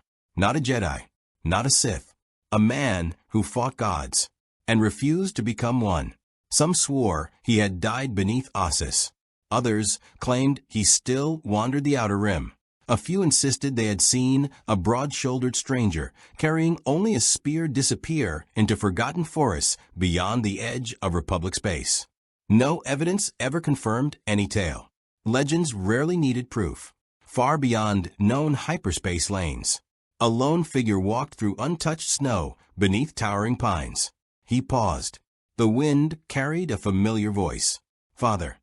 Kratos looked toward the trees. For the first time in many years, hope outweighed grief. History rarely remembers wars as they are lived. It remembers victories without the hunger that preceded them. It remembers heroes without the exhaustion that hollowed them. It remembers battles as neat lines in old records instead of the chaos, grief, and impossible choices that shaped them. The Clone Wars would become no exception. Generations later, scholars studying military archives would find scattered references to an outsider who appeared without warning during the conflict's darkest years. Republic reports described him as an independent operative of unmatched physical capability. Separatist intelligence referred to him as a catastrophic battlefield anomaly. Jedi records used simpler language. The man beyond the Force. No description ever fully captured him. Some claimed he was a forgotten species from beyond the unknown regions. Others insisted he had been an ancient guardian awakened from a civilization older than the Republic itself. A handful of surviving Jedi quietly believed a different explanation, that somehow fate had carried a soul from another reality into their own, not to change destiny, but to remind everyone that destiny was never beyond choice. None of them knew the whole truth. Only Kratos did. General Kai Rashawn survived the war longer than many expected. Long after Ossus, he continued leading clone battalions across worlds consumed by fire. He won victories. He buried friends. He watched good soldiers give everything for causes larger than themselves. Yet one lesson remained above all the others. Power alone never decided a war. Character did. Whenever young officers sought his advice, he told them about the stranger who had argued with him on Presetlin. The strongest warrior I ever met, Rashawn would say, was also the one who feared becoming a weapon again. Most assumed it was only another battlefield story. Rashawn never corrected them. Some lessons only reveal themselves with time. Deep within the rebuild archives, Jocasta knew carefully preserved every record connected to Kratos. Not among the military reports. Not within the catalog of unusual species. She placed them inside the restricted historical collections alongside accounts of ancient Jedi, explorers, and forgotten Force nexuses. One final entry rested at the end of the file. He arrived seeking only his son. Asterisk, he departed reminding us that true strength is measured not by what one can destroy, but by what one refuses to become. Asterisk. She never added another word. None were necessary. Among the clone troopers, however, the stories grew larger with every telling. Some swore Kratos had split an entire mountain with one swing of his axe. Others claimed blaster bolts simply refused to strike him. Veterans who had actually fought beside him merely smiled whenever they heard such exaggerations. The truth, they knew, had been more remarkable. He bled. He struggled. He doubted. He endured. He had never been invincible. He had simply refused to surrender. That was what inspired them. Not perfection. Resolve. Count Dooku never spoke publicly about Ossus. The official Separatist records reduced the incident to an unsuccessful operation involving unstable ancient technology. Privately, however, he often found himself remembering the final moments beneath the mountain. For the first time in many years, he had witnessed a man willingly abandon unlimited power without hesitation. It disturbed him more than any battlefield defeat. Somewhere beneath layers of disappointment and ambition, the old Jedi he had once been understood exactly what Kratos had accomplished. He simply lacked the courage to follow the same path. As for Darth Sidious, he dismissed the entire affair as an unfortunate complication. The Clone Wars continued. His plans remained intact. The Republic still marched steadily toward becoming an empire. Yet, in quiet moments, one memory returned with irritating persistence. A warrior standing alone beneath the stars of Ossus had looked directly through every lie he offered. Not resisted, not debated, simply recognized them. Few beings had ever done that. Fewer still had walked away. Even the Dark Lord of the Sith found that memorable. Far beyond the reach of Republic charts, beyond the Outer Rim, beyond places any Jedi map had ever recorded, a lone traveler continued walking. Snow crunched beneath worn boots. An old axe rested comfortably across one shoulder. The blades of chaos remained wrapped, their chains silent at last. Ahead lay another forest, another mountain, another journey. Whether it was Midgard, another world entirely, or simply the next road waiting to be walked, no historian could ever say with certainty. Perhaps that uncertainty was fitting, for Kratos had spent much of his life believing redemption waited at the end of some final battle. Instead, he discovered something quieter. Redemption was found in every choice to reject hatred, every decision to spare rather than kill, every moment a father chose love over vengeance. Across Greece, he had destroyed a pantheon. Across the 9 realms, he had broken the cycle of prophecy. Across the Star Wars galaxy, he had done something even greater. He proved that even in a galaxy divided by light and darkness, Jedi and Sith, Republic and Separatists, a single man could refuse every chain offered to him, not because he lacked the strength to rule, but because he finally understood that freedom meant belonging to no master except his own conscience. Some legends are built upon conquest. Others are built upon sacrifice. Kratos became remembered for both. And somewhere beyond the boundaries separating worlds, a son continued searching for his father, just as a father continued searching for his son. Neither surrendered hope. Neither forgot. Perhaps one day the distance between realities would shrink again. Perhaps another impossible doorway would open. Perhaps 2 journeys, separated by worlds beyond counting, would finally meet where destiny had once torn them apart. Until then, the legend endured, not of a god of war, but of a man who learned that the greatest victory is not defeating every enemy. It is refusing to become one yourself. If you enjoyed this story and would like to see more epic, what-if adventures like this, consider supporting the channel by clicking the Buy Me a Coffee link in the description or the pinned comment. Every contribution, no matter the size, helps bring more stories like this to life, and your support truly means a lot. Thank you for being part of the journey.